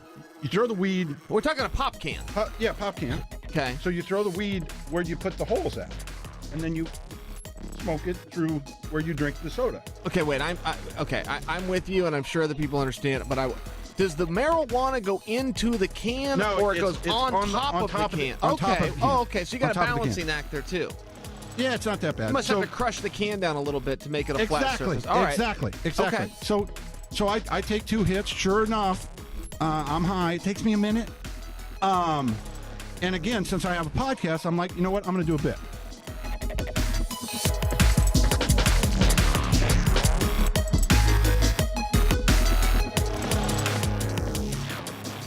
All right, everybody, we are back. That is right. We're going to go ahead and preview this Sunday's card, not Saturday, because we got a lot of MMA events going on. This Sunday night, I believe the start time's at 7 p.m. Pacific, is UFC Fight Night 126 in Austin, Texas. We're going to go ahead and start from the bottom of the card. Let's see. I know sometimes it's kind of out of whack as far as how SureDog lines it up. Yeah, you're going to want to go by Wikipedia. Also, you're going to want to make sure you're talking towards the mic. Yeah, not way away from it. I don't think that would help.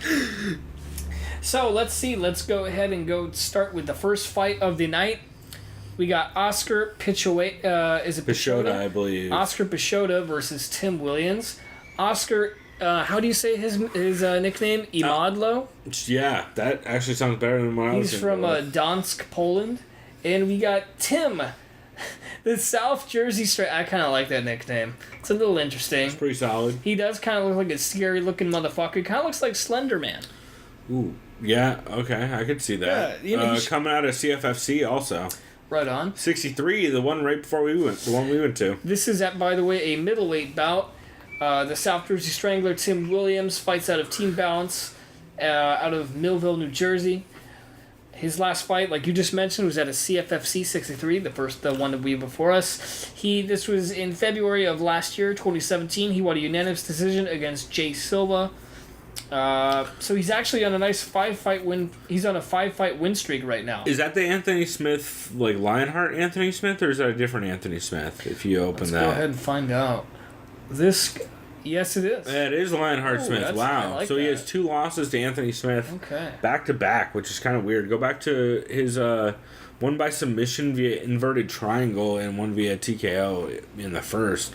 I mean, that's still high level competition, even if he's getting caught. And that's, you gotta imagine, fairly early into his career, right? Yeah, this was 2015? Yeah, so a ways back. He has been fighting since 2009. Wow, he fought Diego Lima on Tough. Holy shit. Oh yeah, wow.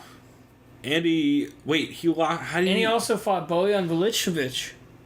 Weird. And he fought Dylan Andrews. That's interesting. Oh, so he was on 17 and then 19. Yeah. By the way, full 17, disclosure. I believe, I know, because I remember I told you I've been watching the you're good at this shit. I believe season 17 was Chael and John Jones. Oh, I actually watched that season. Wow. And 19... Yeah, I remember Dylan Andrews. 19. Oh, was the one with... what's his name? Michael Johnson. And, Bruce Leroy and all that. Oh, fuck. Ronda Rousey, Miesha Tate? No, it was GSP and someone else. GSP, Koscheck. Yeah, it was that one because I remember they brought in Mike Tyson. And because GSP's homies with Tyson. Yeah, I always mix up the Koscheck seasons since he was on. That was a solid season, and I think the guy who won that was Jared Brookins or Jared something like that. Jonathan Brookins, who's in Bellator nowadays. Yeah. That dude had so much potential. I mean, I know he was in the UFC for a tiny bit, but I don't know, maybe his injuries that kind of fucked him up. Anyways, his opponent, Oscar Imadlo Pichota, out of Donsk, Poland, fights at a Piranha grappling team. This is a middleweight bout. He's been in the UFC only bunch of for Cage one Warriors. fight. Oh yeah, he got a Cage Warriors fight. Got a couple fights in Spartan. So he made his UFC debut last October on the Cerrone versus Till fight. It looks like the scheduling is one of those coincidence things. You know, you end up being on another card with Cowboy. Yeah, and it seems like this is one of those. This is one of those cards that's stacked with a lot of dudes who are fresh in the UFC. A lot of either debuts or second fights for people, including a couple of the main card fighters, which is kind of crazy. Trying to think of it this way, I'm sure we've seen these guys fight I have done zero tape study for this card. But I've done zero tape studies as well, so unfortunately... It was Mardi Gras. So I chose to watch Trim A again. And I don't blame you. That's a solid choice. I was busy with class and work because I hate it when they schedule me to work on the same day as class. So the adult version of what I was doing? I was tired as fuck. Yeah. So I really don't know who to pick in this. I hate having to go with the guy who has the UFC experience, but I guess it kind of makes sense in this kind of instance, considering this guy might have the octagon jitters in his debut, but who knows? Possible. This guy looks like the Slender Man, so I don't know. I mean, wait, this is the thing. His name is the South Jersey Strangler. How many submission wins? He did win a submission win via armbar 2 fights ago. Submission... okay, he does have a lot of submissions. Okay, so... Yeah, and most this of guy, has he lost a submission? Oh, he's undefeated. Oh, he hasn't even... You know what? I'm going with the undefeated guy. You going Oscar Pichota? Yeah, fuck it, dude. Yeah, I'm going Pichota as well.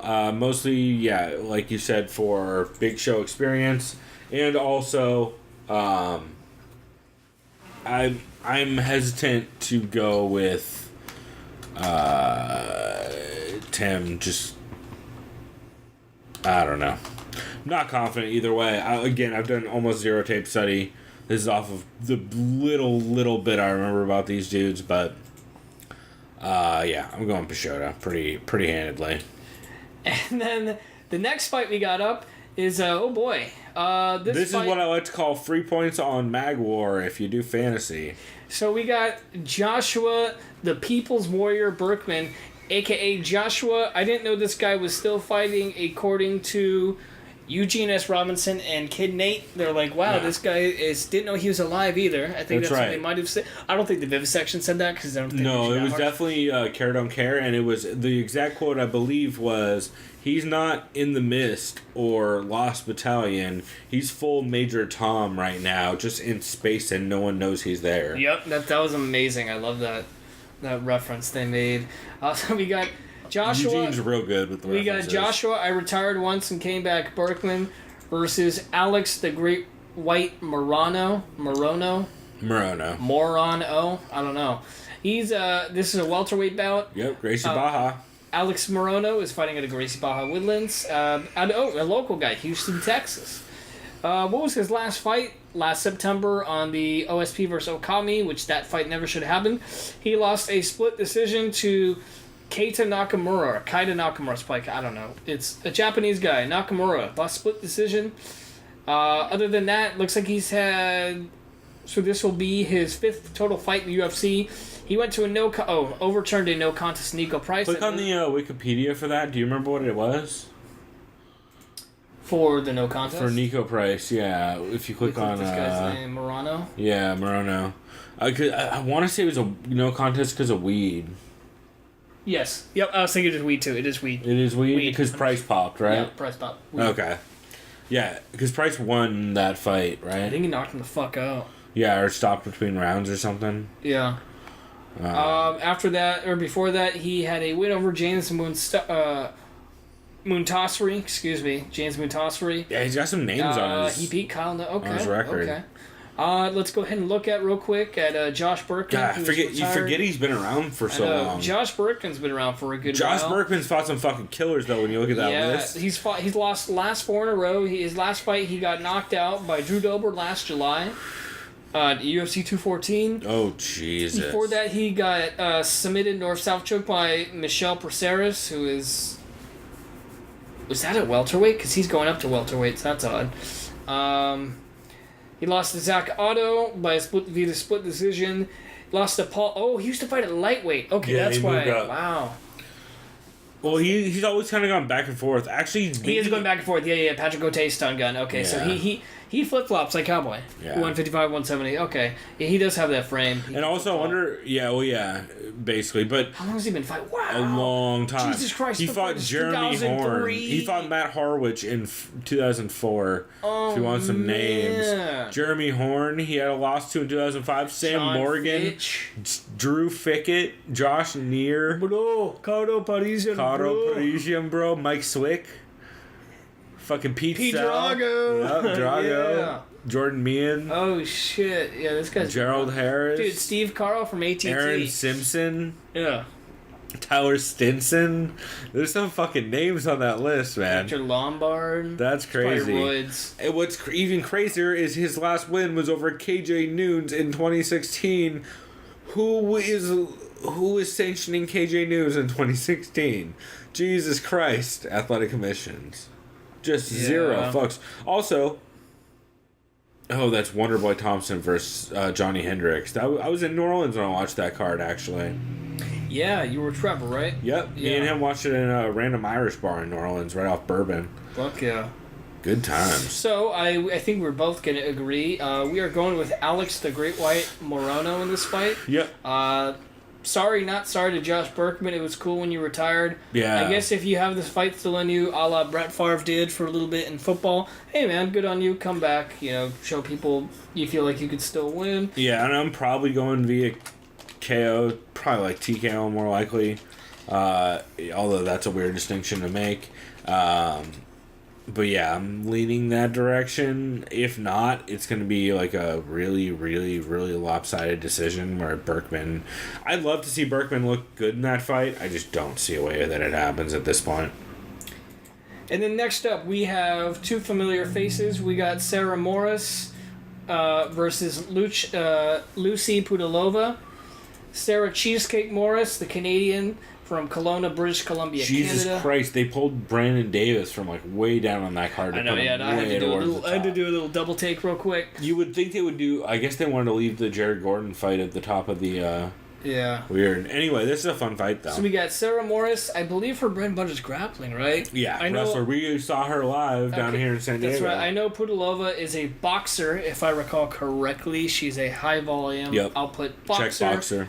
Kickboxer. Not a fan, says G6. Oh, that's right. Czechs, of course. Speaking of Czechs, Lucy Pudilova, Bullet. Maybe she can go argue with Shevchenko about that, but this is at bantamweight. I don't think it's much of an argument. Actually, you know what? I would guess this is at flyweight. Considering how new the division is, I wouldn't be surprised. Sarah, this might actually, I believe, it'll say right there. Bantamweight, okay. It says bantamweight. Okay. I thought Morris was dropping down, but maybe not. Because Morris is pretty big for 35. So, Lucy... If you know what I'm saying. So, Lucy Pudilova, this is her third fight in the UFC. Thick with two C's. This is her third fight in the UFC. Her last two fights she's 1-1 with.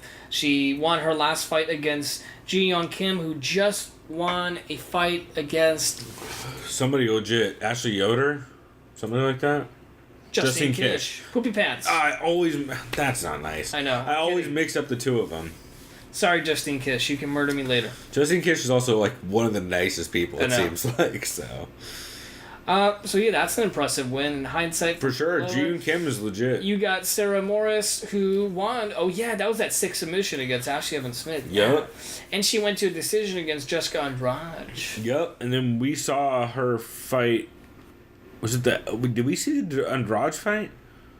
We did. Wow, we didn't even... Isn't that crazy? We didn't even know who Andrade was. She was like just a nobody. Well, that was... At 135, insane. She was so undersized. Yeah. And that was actually... I think we were like, who's this tiny shit? Who's a midget? At the end of the third round, she had her back and was sinking in a choke when the bell rang, too. Which is pretty so crazy, all the names we saw, like El Kukui, Holly Holm, a bunch of fucking people on there, man. Yeah, Marion Renault. Yeah. I think that was one. Not Marina Moroz. No, see, I had to think about it. And not the Iron Lady. It should be noted she has a decision loss to Raquel Pennington and a win over Juliana Pena. Which, by the way, speaking of Raquel Pennington, also big wins. A win over Alexis Dufresne. Like, you hear about Rocky Pennington? How she's getting title shot? Yeah. Yeah, I guess who picked her up in Mag Wars, son? What you did? Fucking Rocky Pennington till I die, motherfucker. She still beat Holly Holm. Y'all suck it. For real, she beat the shit out of Holly Holm in that fight. You want to give some key eyes some points, I get it, but good God, Rocky Pennington won that. Anyway. So in this one, I think I'm gonna lean towards Morris. I always usually go with like the good grappler versus the boxer. I know Pudilova is really dangerous on the feet. Yeah. Don't know. She'll probably will fuck up Morris early, but I feel like Morris could be able to shoot and take her down.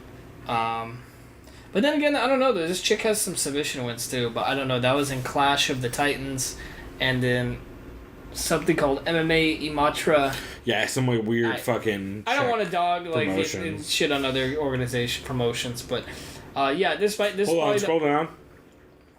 Leah Landsberg. Oh damn! She fought in the legit promotion Cage at Cage 31. It's a Cage. Cage 31. Also, Battle of Botnia is a great one. I also like to acknowledge. Back at Cage 31, I fought at Cage. Back in the fight 3, and back in the fight 4, and back in the fight 5. How many times can you get back in the fight? Yeah. It's like not once, not twice, 3 times, 4, couple times, 6. So yeah, I'm going with the underdog. I'm assuming. I don't know. I haven't looked at the odds on this at all. Yeah, let's go ahead. So I'm gonna go ahead and mark down as Sarah Morris as my pick. Who are you gonna go with? Would you say? I'm gonna go the same way. I think while Pudilova is definitely the better striker, Morris is not afraid to just wing some fucking overhands and get into an ugly clinch exchange and get the takedown. And Pudilova does have a little bit of a tendency to kind of walk straight into the clinch and kind of constantly collapse that space between the two fighters. And I feel like Sarah Morris is probably going to get the best of those. Pudilova is just the main favorite, hovering around 160, minus 160. So it's pretty close. Okay. And I could see that line. I think it was even Vivisection that said they wanted to see that more towards even. And I agree. I think Morris. If the only thing that's kind of a question about Morris is the time off, but it'll be a fun fight either way. And I'm actually a big Sarah Morris fan for more reasons than one. Or like Sarah Morass. As Nate from Cage Cash would call her, yes. R.I.P. that awesome show that I missed. So we have, as was mentioned, I believe, on the Vivisection. It was was it on the Vivisection? They said have we ever had two people the same? No, it wasn't. No, because this was Care Don't Care. Yeah, it was Kid Nate's like, have we ever had anyone with the same last name fight each other? Because clearly siblings won't fight. So this is kind of weird, but this is obviously it's a common last name. Sanchez on Sanchez crime, or as the Vivisection called it, a Joe Silva special. So do you think this guy goes by Joby Sanchez? It's Joby. Or Hobby Sanchez? It's Joby Sanchez. Yeah. And Joby Sanchez is coming off 2 wins in Dana White Tuesday Night Contender Series back to back, which I think there's only 1 or 2 people who hit both. Like hit the same show in the same run twice. Pretty crazy. Which, by the way, that reminds me. Do you have UFC 3? I can't remember. I for sure do. Would you be down to make a game face of me or someone? Because I was watching, Jordan. He had the trial. Dude, the game face is legit. Like, it looks just like that's. It does, but it also looks if your picture's good. Fucking garbage too. Like, it can go either way for sure. So that'll. Because I have like a legit good fucking flight. If you send me pictures, I can. We'll get it set up. We'll do a fucking. We'll do a video on that would or be something. Comedy. Yeah, I'd want to get bodied by someone on Tuesday on Dana White's Contender Series, or body someone who looks like Sean O'Malley. Maybe I don't know. There you go. But either way, Joby Sanchez. His last 2 fights were in Tuesday Night Contender Series, fighting Roberto Little Fury Sanchez. This is a flyweight bout. Roberto fighting out of Houston, Texas. Wait, where's Joby from? He's from Albuquerque, New Mexico. So right next door. Roberto Sanchez, his last fight was against Joseph Morales. Was he a CFFC guy? No. Possible. I can't remember. This sounds right. This is on the Pettis versus Moreno card. Ways back. Yeah, Brandon Moreno. In August of last year. Then a bunch of submission wins before that, too, in LFA. This guy is a jiu-jitsu guy. No shit. Although he did get subbed in his debut in the UFC, which is always a weird sign. Yeah. And then you got Joby Sanchez. This is an interesting fight to pick. Wow, wait. Scroll down. Is that a Wilson Hayes fight? Hey. Yep. Man, I forgot Joby Sanchez was in the UFC before. Oh, yeah. He had a decent run. I mean, lost to Wilson Hayes, win over to Teki Matsuda, and then a loss to Gene Herrera. that's not the worst run. That's interesting. Especially against surviving. And a Tachi fight before that. Shouts out. I think TJ DeSantis commented Tachi 20. So, who do you think you're leaning in on this? Leaning towards on this one? I'm going Joby for sure. Joby for sure. Yeah, I tend to like the guys that Dana kind of hypes up on the series. I mean, Roberto, sure, he's just only had one UFC fight, and I've said this again and again and again. It's no disrespect to these fighters. I go with the guy with the more experience, and if you lose your debut, you still have room to improve. For sure, and debuts are often weird for dudes. And he might prove it this fight, but I got to go Joby as well. Yeah, I'm leaning Joby mostly just because I think Joby is overall just probably more well-rounded, and it makes me nervous seeing a dude who caught nothing but like subs throughout his career all of a sudden getting subbed in the first round. Yeah. And that could just be UFC jitters, which totally happens and that's pretty legit, but this confused me. Yeah, they swapped the order on you. Okay. So the next we have is Brian Camozzi versus Jeffrey Neal. Jeffrey spelled Geoff. Yeah, spelled Joffrey. Yeah, Joffrey. No one likes Joffrey. Game of Thrones. If anyone watched that show, well, pretty much everyone does. I guess. Shouts out to Matt Serra. Yeah. So we got. Oh yeah, I remember there was talking about this on Vivisection. Hands with a Z. Yeah, Hands. Jeff Hands of Steel, fighting out of Harker Heights, Texas. Welterweight, 5'11", 27 years old. That's right. He's with 8-2 record. He's with Fortis MMA / Strike Kings. Oh, that's clever. No I in that STR Kings. So is it Star Kings? No, it's Strookings. Yeah. Or Star Kings. Who knows? So Jeff Hands of Steel Neal, coming off a win against Chase Walden at Dana White's Tuesday Night Contender Series. That was a good win, if I remember that. Oh, I remember he knocked this dude out pretty good, or knocked him down and finished him pretty good. Before that, he fought in LFA, and then before that, he fought in Extreme Knockout, and after they fought in Rumble Time Promotions, LFC, and just kind of flip-flop. So 8-2 record, nothing to, scoff at, of course. We got Brian Camozzi, the veteran, or is it Chris Camozzi? Brother of Chris Camozzi. Fuck, see, I always get these two confused. Brother of Chris Camozzi. Both veterans, but less of a veteran than Chris Camozzi. Yeah, both out of Factory X out in Denver? Pretty much Denver, no. Parker, Colorado. Isn't it? Yeah. It's something probably like a tiny town next to Denver. Yeah. So Brian Camozzi, not Chris Camozzi. Last two fights are losses to Chad Lepre via TKO, punches and elbows back in July of last year. And his other loss was in December of 2016 to Randy Brown. Randy Brown's been looking real good. Yeah. Like Randy Brown's win over Mickey Galt was legit. Yeah, so this is interesting. I like going with the guy who's on momentum and the Tuesday night guy, and that was impressive. But I also like how Brian Camozzi fought against Chad Lepre and Randy Brown. Right. Sure, he got finished. They made it to the second and third round in those, though. Yeah. This is a tough fight for me to pick. I'm leaning towards Jeff Hands of Steel, but I think I'm going to go Brian Camozzi. I think it's one of those, just an instant call.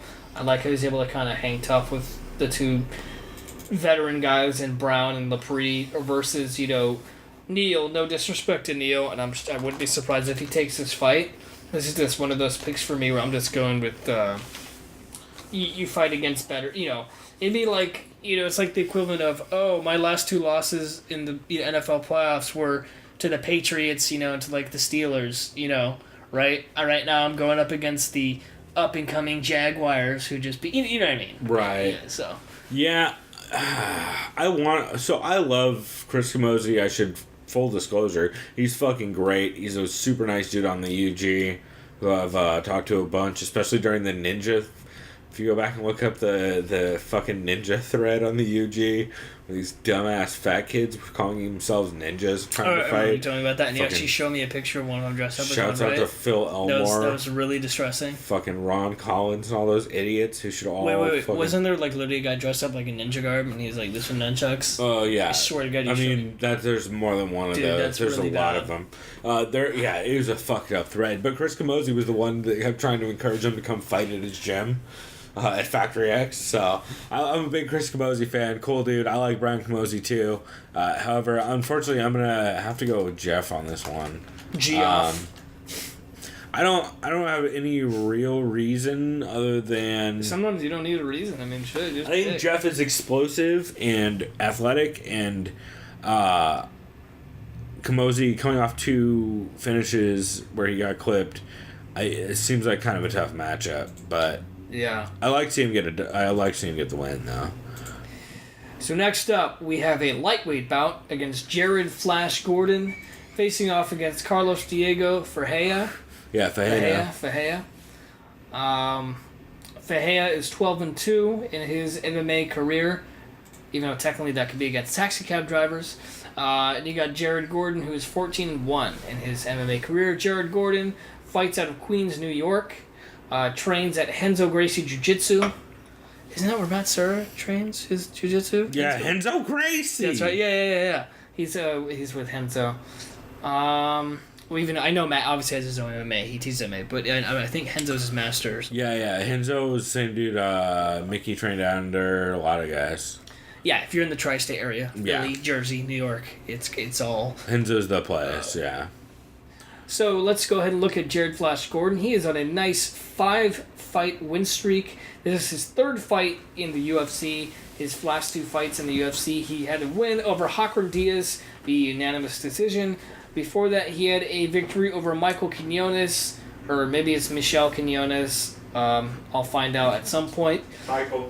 Michael Quinones via TKO punches. So he fought a total of 3 times in 2017. That's not too bad. Thank you. And then we have Carlos Diego Ferreira is coming off a victory over OAM, Olivier Aubin Messier. Big win, yeah. That dude is super hyped. Before that, he fought 2 killers and 2 losses to Dustin Poirier and Beneil Dariush. It's kind of crazy they gave him such a step up in competition like that. Yeah. The only concerning thing I see right now off the bat from Ferreira... The fact that he's been out for a year from a drug suspension. 2 years. Is it 2 years? Holy fuck, January 30th? Yeah. Yeah, so and before that, he had fought... So he fought a total of 3 times in 2014, once in 2015, once in 2016, now he's back 2... Yikes, 2 years later. That is not good. And this was due to roids? I don't remember off the top of my head. We don't know. If you look at the Wikipedia, yeah, it'll give you probably something. If you go to him and then go down and look at on the right, nothing. I don't see shit. Oh, yep, anti-doping. Listed as contains prohibited substance testing. Okay, non-disclosed. Okay, so we don't know if it's roids, but it's something that's on the ban list. Wow, okay. This makes things a little interesting. Not gonna lie, I was pretty confident. I was maybe leaning towards Bahia based on who he fought. It probably isn't. It's still not a terrible pick. Like, this is gonna be a scrappy-ass fight, for sure. What are your thoughts? I am gonna lean Jared Gordon just off the drug suspension. But I'm going Gordon. I was just thinking based on not only that, but you hadn't fought in 2 years. Yeah, well, yeah, the layoff and the... Dude, that's a big layoff. Yeah.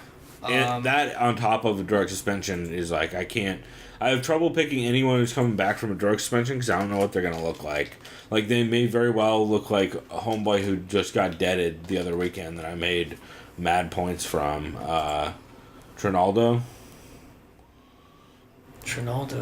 Was it Trinaldo? Hit the Machida Anderson card tab. Trinaldo's on this card. It's not Trinaldo then. It's the other one that I always mix up for Trinaldo. And I feel bad because I always accidentally say Trinaldo was on drugs. Michelle no, it wasn't on this card. It was on the one before it. Fuck.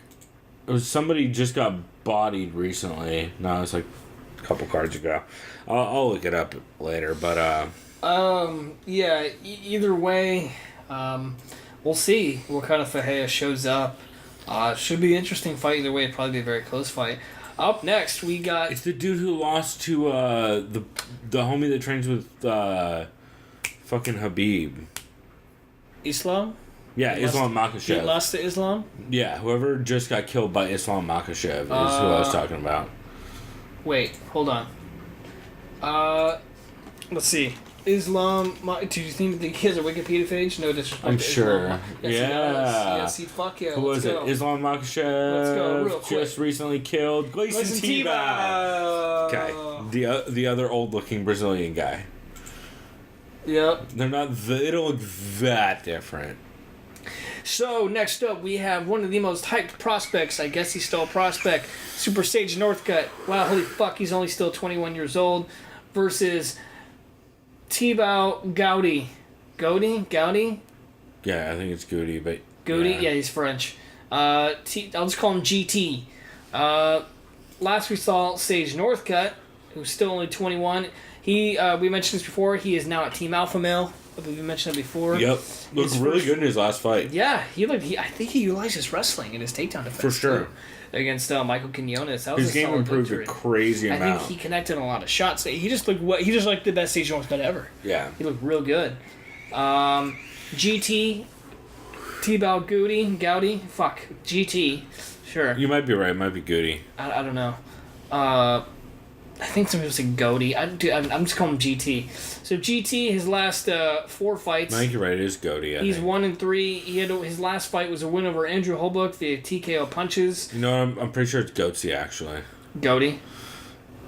I don't know. No, I'm fucking with you. Go.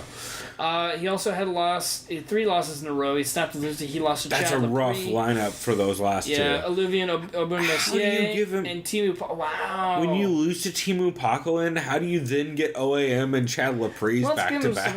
Let's give him another grappler and then another guy. Yeah, let's give him a progressively more difficult wrestling. Dude, this is a fucking even ass fight. I think. I mean, I know Sage Northcutt has still room to improve, but he's got that athleticism too and the explosiveness. Damn, this should be a good fight. Yeah, last we saw Northcutt, he won his newly improved Sage Northcutt. Team Alpha Male beat Michael Quinones. Before that, he had lost via submission, rear naked choke to Mickey Gall. Yeah, it's weird. This guy's bread and butter as far as his wins. You look at GT, KO. He seems pretty well rounded actually. A lot of submissions via triangle, rear naked. Rear naked is his bread. Well, he's also been submitted by rear naked, but he. But again, the level of competition. Sage Northcutt's not a grappler. He's getting better. He's getting better. Yeah, you know what? I'm going with GT, Tibau Goudy, in this one. I feel like even if you're losing to killers like Lepre and OAM and Timu Pakulin, I think it's mainly because Sage is still kind of coming into his own mold. Mm-hmm. I can't confidently pick him in this fight right now. I think that's probably a smart pick. I'm actually going Sage. Sage, that's not a bad pick though. No, it is a bad pick. I shouldn't be picking Sage in this. Yeah, but it's an instinct pick though, right? Well, it's an instinct pick based on Uriah Faber and how much I know Uriah Faber likes Sage Northcutt.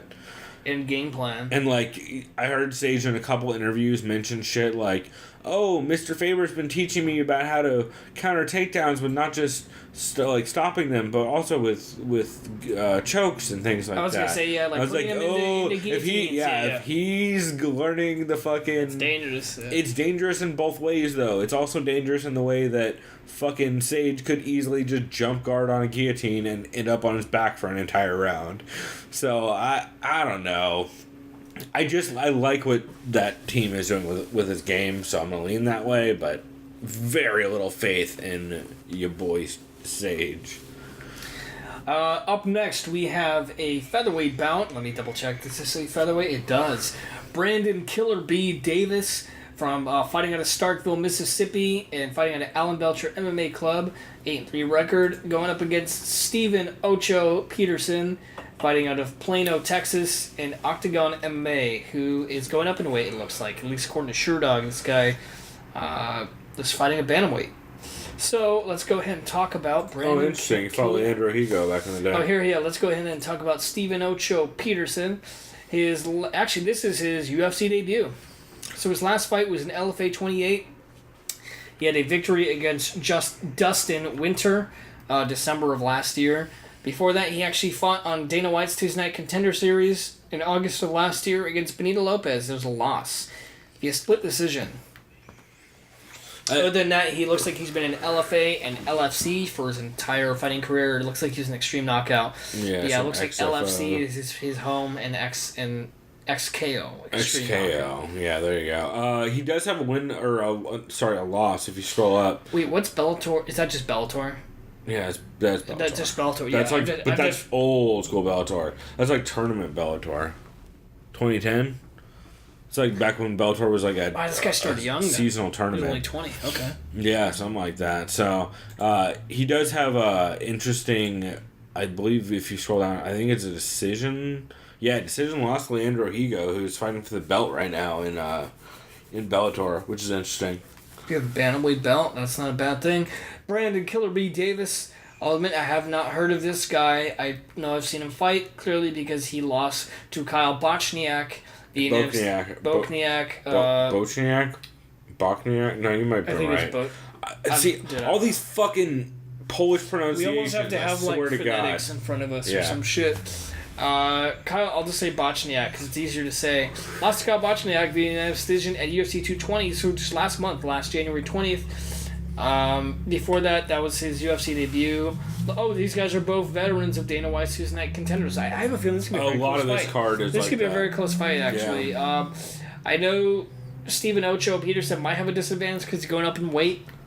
I mean, it's just a wait and see kind of thing, I think. Yeah. He fought Austin Arnett. That guy was just on a card, right? We mentioned him like about a couple weeks ago. I believe so. I think he won his fight. So that's impressive. Yeah. He's a win over Austin Arnett. Other than that, looks like he spent his time in Summit Fighting Championships. He had a win via guillotine choke. Square Ring Promotions Island Fights sounds like some shit that is on the whatever weird like MMA manager game. Also, Blood and Sand 22. Didn't know 50 Cent had a fucking. I know. Where did he fight? Fucking Dubai or like Abu Dhabi? Jesus Christ! Fucking 50 Cent Blood in the Sand is like maybe the greatest game that's ever existed. As an amateur, he beat Amir Khan. That's impressive. Just kidding. That's definitely not the boxer. Nope, definitely not. So which way are you leaning on this? Yeah. Because this is a toss-up that was a prelim fight that, like, I don't know. I'm guessing they think both these dudes are bangers and they're just going to come out and throw. I'm going to go with Brandon Davis based on it. He beat Arnett, who just won recently, and he was on the UFC. I know that's like... And decision against Kyle Bochniak. Yeah, I'm going the same way. I mean, dude's fought in the UFC. Dude has a win in Dana White Tuesday Night Contender. Those are two things that we can't say for Ocho. And also, I've done zero tape study on either of these dudes. So, yeah, that sounds right to me. Alrighty, that sounds good. So, up next, we have the veteran of the Octagon, or a veteran of the Octagon, Thiago Alves. No, it's definitely Alves, not Alves. Yeah, that sounded fucking terrible. No, that's cool. I'm pretty sure Jim Norton did that this week, so... Don't feel that bad. It's only the fucking UFC's podcast. Yeah. He goes, I'm such a piece of shit, Jimmy. Thank God I'm such a piece of shit, Matt. Thank God for Chris the Producer, right? Yeah, no, Chris the Producer is definitely one of the best producers. No, he's up there for sure. So, Thiago, Pitbull. How many goddamn Pitbulls do we need in Brazil? I guess they love Pitbulls over there. Pitbull. Yeah. Thiago Alves versus Curtis. Oh, God. Millender. That is... I just have to say right now, one of the worst nicknames that's up there on the list now. Curtis Courteous, that's real bad. Unless it's Courteous Kurt Millender. Courteous Curtis Millender. That's not too bad then. The worst when you say it in that order. Either way, interesting. Thiago Alves, longtime veteran, I would say, right? He's been in there for a while. ATT guy. I know he's flip-flopped between 170 and he's missed weight a couple times. Had to do like catch weight bouts recently. His last fight was a victory over Patrick Cote, unanimous decision in April of last year. Is that Cote's retirement fight? Yes, it was. Before that, he had 2 losses in a row. Jim Miller via unanimous decision in 2016. That was the last 155 fight. Yeah. Oh, yeah. So it's 155 that he's going down. And then he fought against Carlos Condit. He got TKO'd via doctor stoppage in May of 2015. He also has fights against, let me just go down the list. Seth Brzezinski isn't no one to be impressed with, unfortunately. He's not terrible. He's had some good victories. Dude, when you go down the list, Jordan Meehan, Rick Story, Martin Kampman, John Howard, GSP. John Fitz, GSP, Koscheck, win over Koscheck, win over Hughes, win over Parisian, win over Chris Lytle. Lytle. Oh, wow. Win over Alessio, another Fitch fight with Spencer Fisher. Fucking Jesus Christ. Marcus Davis. Irish hand grenade. Gleason Tebow back in 2001. Fuck me, Gleason Tebow is old. Wait, 2001? So that means he's turning 35 this year. So, wow, he was 18 when he made his debut. That is nuts. Against Gleason Tebow. He was 18. Jesus Christ. Wow. Fucking Brazil. Because legally you can't be 17 and fight in Brazil, bro? Brazil, yeah. Wait, where was this? Champions Night. That's probably in Brazil. I would assume. I'm pretty sure X fight is in Brazil. X fight. Yeah. Some Mortal Kombat shit right there. For real. Yeah. There's some good promotion names on that list too. Curtis Millender is coming off. He's at a CSW? Is that Josh Barnett's gym? Let's go ahead and find out. I don't know. He might not even still be at a CSW, and I might be mixing up CSW with another CSW. Nope, that's CSW. That's Josh Barnett because Jess Duke right there. Oh, cool. So yeah, he is at a Josh Barnett's gym, which is interesting because I thought he was a kickboxer. So 30 years old. This is UFC debut. Before that, Millender fought a bunch of wins LFA. in LFA and a win in Bellator. Johnny Cisneros had victory in Bellator. Then he fought in Fight Club OC, CXF3 Proving Grounds. I like that. Lights Out Bash Entertainment Fight Night at Sportsman's Lodge 4. That must be fun announcing that every single goddamn time. Oh yeah, some more Bellator fights. Brendan Ward. Okay. Man, he fought Brendan Ward in 2015. That's real early in his career. That is a bit of a step up in competition. This is an interesting fight too. Yeah, I agree. I have to go with Thiago Alves in this one, just because he's been there, done that. I don't care about his weight. I think that's a smart pick. Thiago Alves, unfortunately, I believe was booked 2 fights in the last 6 months, and missed out on both of them. He missed out on one of them because of the Hurricane Irma, South I believe, Florida, right? When he was supposed to fight Mike Perry, which would have been a dope fucking fight. Yeah. If they would have fought, I think I would have taken Perry in that just based on the hype. I believe I had Perry in that. Yeah. Are you going Alves too? Look at that, I'm jumping the gun. No, I am going Millender. There you go.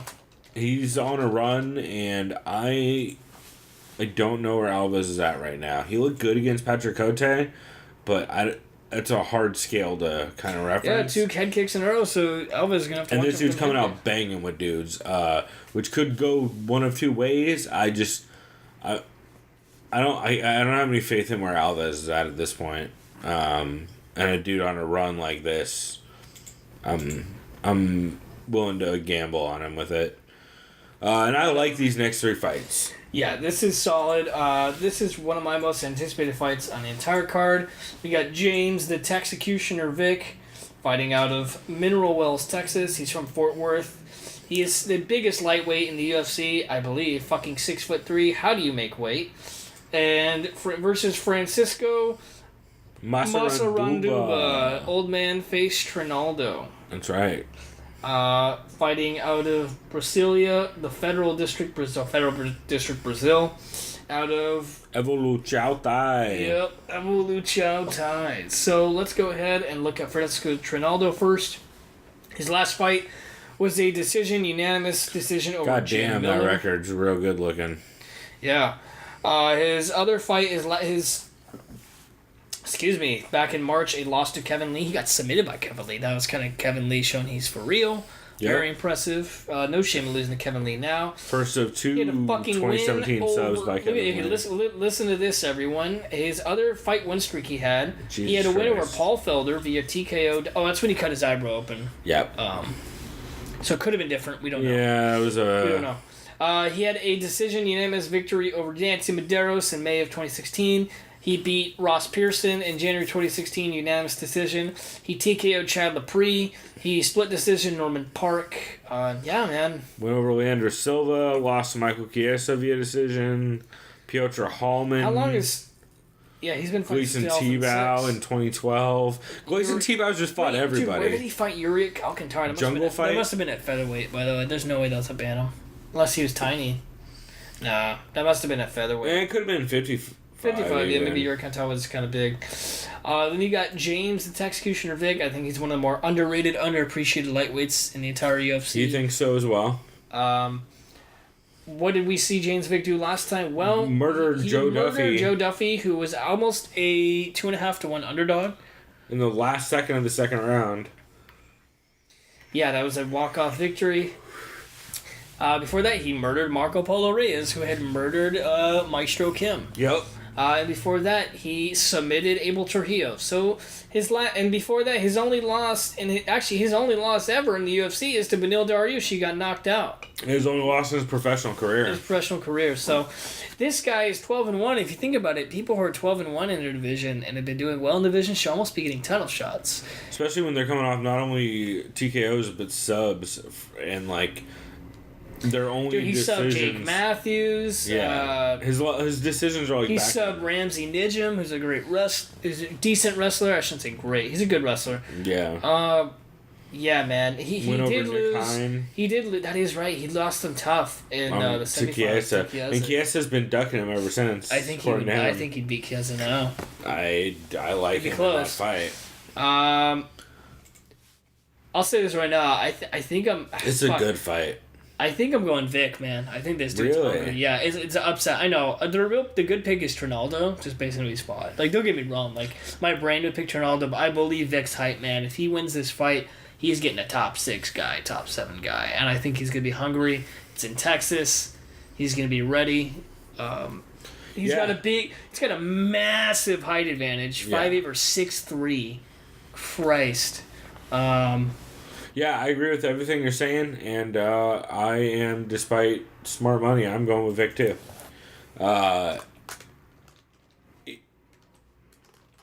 Trinaldo, I think, could easily take this if he can out-wrestle Vic. Yeah. I question Trinaldo's ability to, like, at this point in his career, his ability to hang in there for tough rounds, for like 3 tough rounds of not getting takedowns. I feel like if he can't get a takedown pretty consistently in this fight, or at least put Vic against Cage, I think it's going to be a long fucking night for him. And the size difference is crazy. So, yeah, I'm leaning Vic, although it's probably against my better judgment. So then next up, the co-main event of the evening, hands down the funniest, in my opinion, MMA fighter on the UFC roster. It's probably him and Andrew Hill are tied, yeah. Derek the Black Beast Lewis, fighting out of Houston, Texas, on home turf here in the state of not here, but on the fight this weekend in Texas, in Austin, versus Jimmy Hopkins, a.k.a. Marcin Tybura. Yep. Fighting out of, don't know how the fuck to say that, but he's fighting out of Poland. He's fighting, holy shit, he's out of Jackson Wink. My goodness. That's interesting. Yep. So, let's go ahead and review Derek Lewis. His last fight, we saw him fight Mark Hunt, Super Samoan, in June of last year. He got TKO'd. It was more or less, in my opinion, he gassed the fuck out. Yeah, super gas. And he didn't get pieced up. But it kind of he just kind of looked like he's like, I was done. Well, Mark just kept ripping him to the body. Before that, he had an impressive KO victory over Travis Brown. Yep, despite having to doo-doo.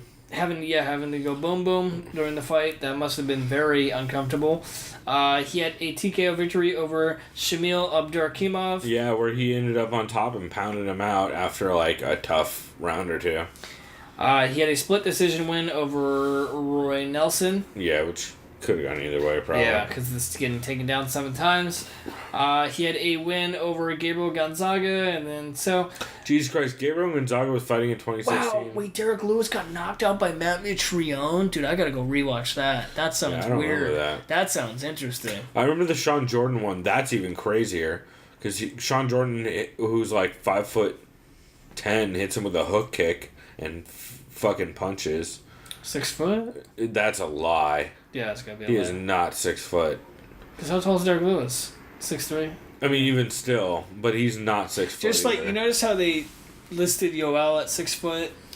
He probably is, because I did see the fight. 6 foot. He probably is 6 foot. Yeah, they fudged some of that. I don't know. I think they fudged some of that. Maybe it's because he always wears those hats and wears like really tight clothes, looks shorter. Well, a lot of times they'll wear fucking platform shoes too. These motherfuckers. Yeah. So, Jimmy Hopkins, Marcin Tybura. Last we saw him, he lost it. He went to decision against Verdumering. Yeah, Verdumering. Before that, he won a unanimous decision against Andrei Arlovsky. He TKO'd Luis Henrique Barboza de Oliveira. He head-kicked, KO'd Victor Pesta. He lost a unanimous decision to Timothy Johnson Bronson. So, if I remember correctly, this guy is all about submissions and jiu-jitsu and grappling. I mean, he's mostly got TKOs. Okay. So maybe he was balanced. early in his career. Yeah, it looks like early. He's all about... So, he's a balanced fighter, really. He's well-rounded, for sure. What are your thoughts? I do want to pick Derek Lewis because of his knockout power and stuff, and that he probably can catch Tybura early, because I do remember Tybura loves to clinch. But I'm struggling, though, when I try to bring in logic and experience against fighters. It's gonna be a weird fight. It all comes down to whether Derek Lewis will get taken down over and over. And get gassed out. You know what? I mean... Yeah, fuck it, dude. I'm just going Black Beast. That's what I'm doing. I just don't give a fuck. I just think he will just swang and bang, dude. Yep. He'll go H-Town on Jimmy Hopkins. And especially in his hometown, like, I feel like I really do. I am a big proprietor in that home field advantage in any sport does help a little bit. See, I think it hurts. Or is that just all mental? I think it hurts a lot of times in fighting. Yeah, well, and just there's a lot of people in the crowd. Okay, you know what? But I feel like for Derek Lewis specifically, though. Yeah, I think, but for Derek Lewis specifically, I think it'll maybe help him. Yeah, because he did help out. He was a fucking hero during Hurricane Harvey, so he's probably gonna get a fucking huge love from the crowd for sure. You would assume, yeah. I fucking hope they do. That motherfucker was know who out he there is. on There's no way they don't know who he is. Yeah, yeah, fucking saving racists. I'm pretty sure Austin is right south of Houston, or no, it's Houston south of Austin. Yeah, one of the top. I don't know how geography works. Yeah, I think so. If I recall correctly. But then again, I haven't looked at a map of the United States in a long time.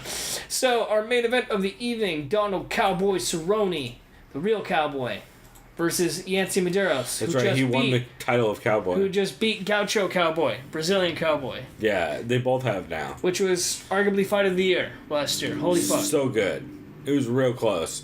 If Gaethje hadn't been in the UFC, that would have been fight of the year.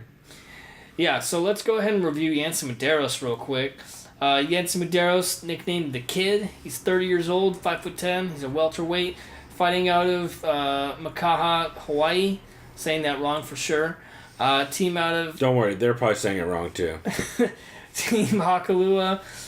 He trains with Max Holloway, if I remember. Maybe he didn't train with him, but he's up. And I think they visit camps. Yeah, they're like... he's on a nice little... Some of the same he's people. on a nice little 3-fight win streak. Like we mentioned before, he beat Alex Oliveira via TKO punches. That was an insane fucking fight. What a comeback. Crazy fight. A lot of heart. Had another comeback. I think Eric Silva was kind of piecing him up against Eric Silva. Non-juiced Eric Silva, that is. Yeah, nowadays Eric Silva. Yeah. And then before that, he had a submission via rear naked choke against Sean Spencer. Before that, he had a loss to the decision to Francisco Trinaldo. He is beaten John Makdessi. He got TKO'd by Dustin Poirier. So that was back down when he was at 155. Yeah. So, wow, he's fought Rustam Khabi. Yeah, forget how long he's been around. 2007. Since Strikeforce Challengers, Jesus Christ. I need to go back and watch more of the Strikeforce Challengers cards. I missed a lot of those back in the day. And then we have Donald Cowboy Cerrone, who has been on a skid. Yeah, no shit. But look who he's fought. Holy fuck. He's fought dudes in the top 7 probably. So let's see. So let's go back to January 2017. No, because before that he had a little nice win streak starting in February 2016. After he lost to RDA in the lightweight title fight, it was their second fight against each other. That was a body kick. He lost to him, didn't win the title. He then beat fake cowboy Alex Oliveira or Cowboy Jr. Gaucho. I just call him Gaucho. Yeah, once he moved up to 170. Then he beat Patrick Cote with a gnarly TK. That was a sick combo. The sick combo though that Rick Story, the Tekken combo, yeah. Whatever you want to call it, Tekken, Super Saiyan, whatever you want to call it, you can make it anything. There's an incredible GIF, a Super Saiyan GIF of that. It was pretty bad. It's really cool. KO Ken would actually be dope too, because it's like fast. Yeah. Anything like that would be dope. Sound like fucking Matt Serra right now. Matt Brown, he gnarly head kicked him in the face. That was really bad. Yep. Almost thought he died. After that, Jorge Masvidal knocked him out. Not once, but twice. Yeah, the weird fucking because of Herb, caught in the cage thing. Herb Yamasaki was calling that fight, unfortunately. All right, Dana, tone it down. I know, I'm kidding. No, I remember because when he knocked him out, and he was like, "Oh, stand up." Yeah. And the Cowboys just like, "Oh," and, you know. Herb loves violence, especially when he's in Russia. The fight against Lawler went to decision. That was actually a really close fight. I scored that Super for Lawler. close. I scored it for Lawler. Yeah, because he took the last 1.5 rounds. And then his most recent fight was against Darren the Gorilla Till last October, which he recently said he did not look at like 60. He looked at like 16 seconds of footage on Till. Yeah, and like just took him super lightly. He's probably like, oh, just some kid. Okay. Yeah, and he talked about on this week's it was on MMA Roadshow. John Morgan had great interviews on MMA Roadshow 151 this week with Don Cerrone, Yancy Medeiros, and Israel Adesanya. And the Cerrone one's great. It's just Cerrone talking about like getting back to his roots and like just how lightly he took Till and how different he's been going into this fight. He says they've sat down and watched footage on both himself and on Yancy like most nights. And he just totally changed the way he's prepping for this fight. So it should be interesting for sure. He sounds like a renewed Donald Cowboy Cerrone, which is terrifying. However, he is on that skid, and Yancy is looking real good in his last couple. So Yancy Medeiros, like we mentioned before, is on a 3-fight win streak. He trains or visits with Max Holloway, basically Hawaiians. Yeah, that Eric Silva and Oliveira wins were real like comeback wins in a way that it makes the Donald fight interesting, right? So basically, I'm kind of going off what I was hearing from the Vivisection. They were mentioning Medeiros likes to just not defend. He takes a fuckload of damage. Fantastic chin. Yep. That is very evident. Great chin. As far as his striking output, I noticed that it's usually a press against the cage, and he cuts off the angles when he can land most of his strikes. Yep.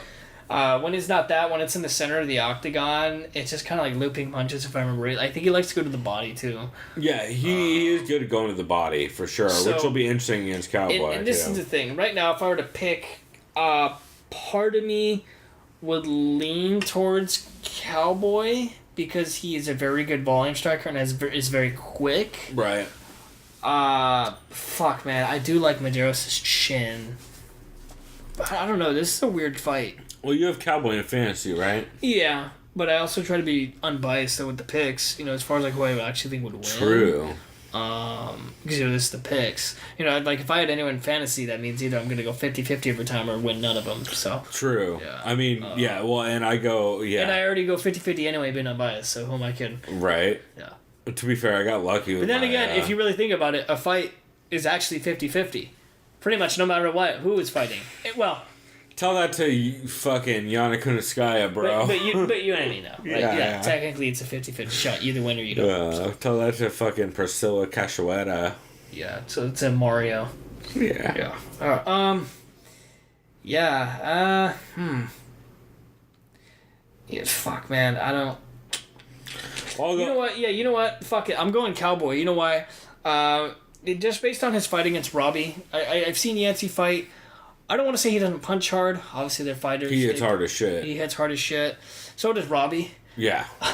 True, and Robbie's way more technical. And Robbie fucked up Cerrone up pretty good in the clinch with his knees to the gut. And Cowboy, he was shook. I remember at one point it damaged him. Mm-hmm. Robbie's more of a pressure fighter, I think, than Yancy. Yancy does get pressure too, but I think it's more against the cage. I do remember Robbie. That's how Robbie got that win. He didn't knock him out.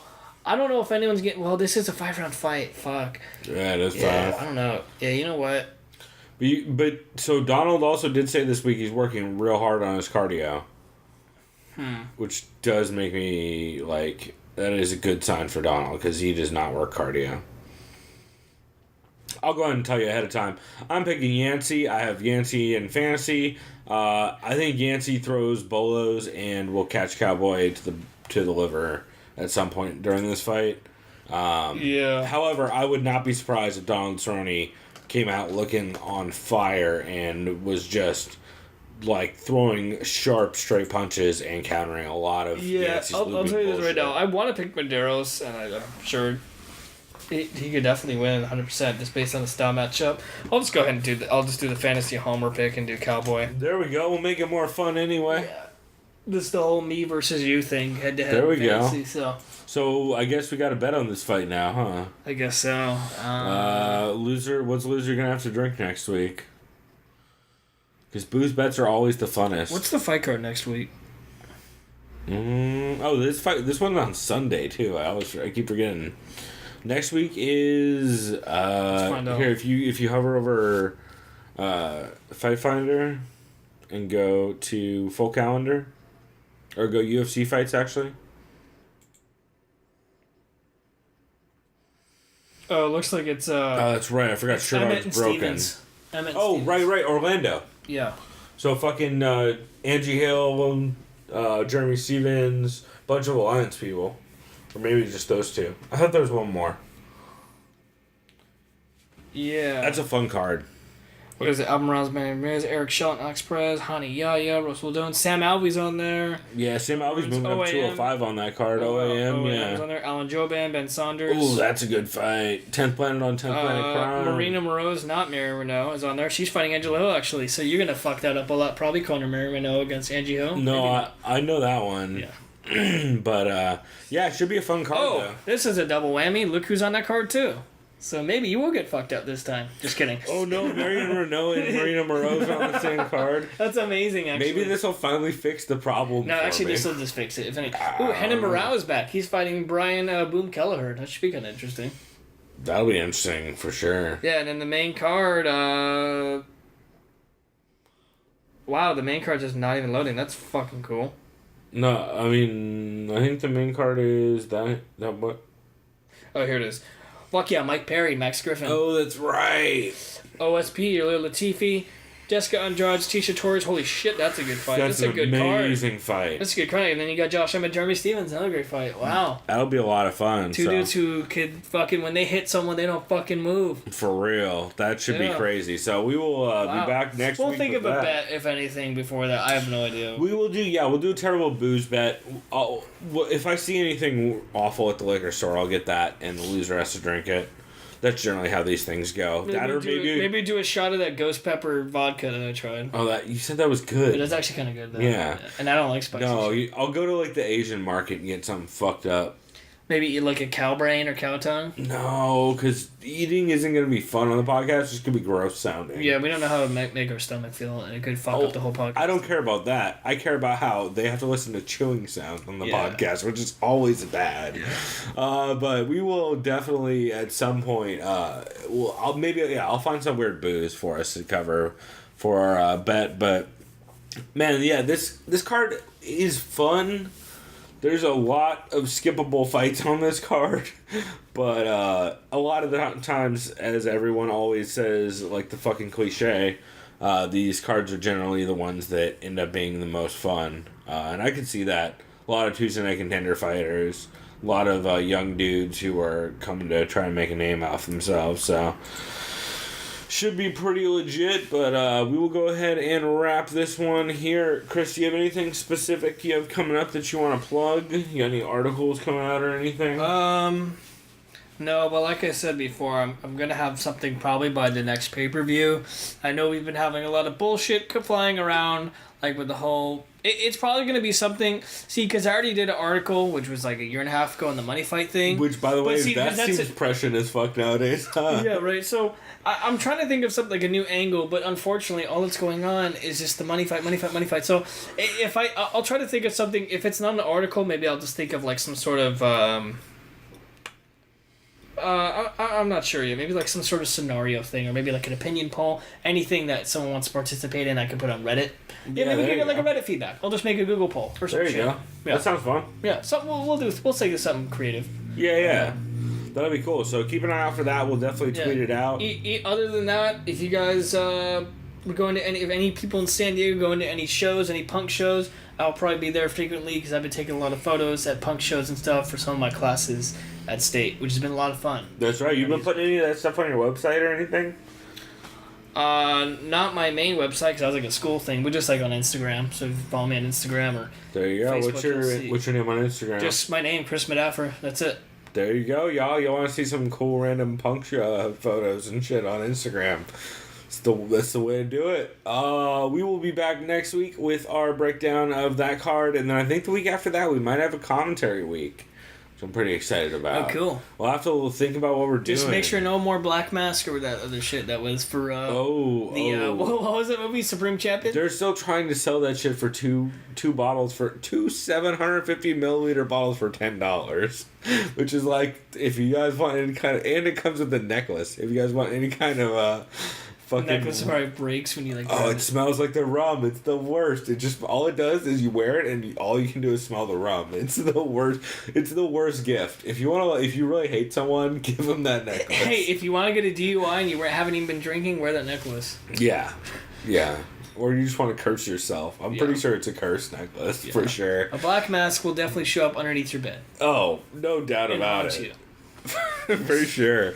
But if you guys want to follow us, you can find us on Twitter, TSOV Pod. You can subscribe to us on iTunes. If you guys leave us a rating and a review on iTunes, we'll read it out on the show, for sure. I haven't actually looked at those. I should do that at some point. But yeah, if you guys do that, we will read out whatever you say. If you want to call us fuckboys on the iTunes ratings, we'd prefer if you gave us 5 stars and then called us fuckboys. But we will read out whatever, and we are always welcome to feedback. Because I'd rather be a 5-star fuckboy than a 1-star fuckboy. Well, no, because that makes you worse. I was gonna say, speak for yourself, bro. Yeah. Yo, I'm that fuckboy with range, dog. I don't know what that means. Anyway, we're going to go ahead and wrap this here since we are off the motherfucking rails. But website, SOVpod.com or thesoundofviolence.com. You guys can email the show, chris@thesoundofviolence.com or sovpod@gmail.com. Let us know any MMA podcasts we're missing out on, or how we're fucking idiots for liking Chael Sonnen and Joel being on the same podcast. Again, shouts out to our boy Judo Bill. Pro tip, don't smoke weed out of a can unless you've never done it before. Right. Oh, yeah, don't be a fucking 14-year-old like Joel. Just smoke weed out of actual utensils for smoking weed. Use a goddamn apple if you're going to smoke out of something not a pipe. For real. Hey, if you're going to smoke out of something that's not a pipe, it should probably be edible. Yeah. Just looking out for you. But we will wrap this here. Anyway, hit us up. And, yeah, man, I'm excited for next week's card. That'll be cool. I don't know. I'm fairly excited for EBI this weekend, too. I think that should be pretty rad. So, check that out. Also, at some point, who knows, I might end up on another beatdown after the bell.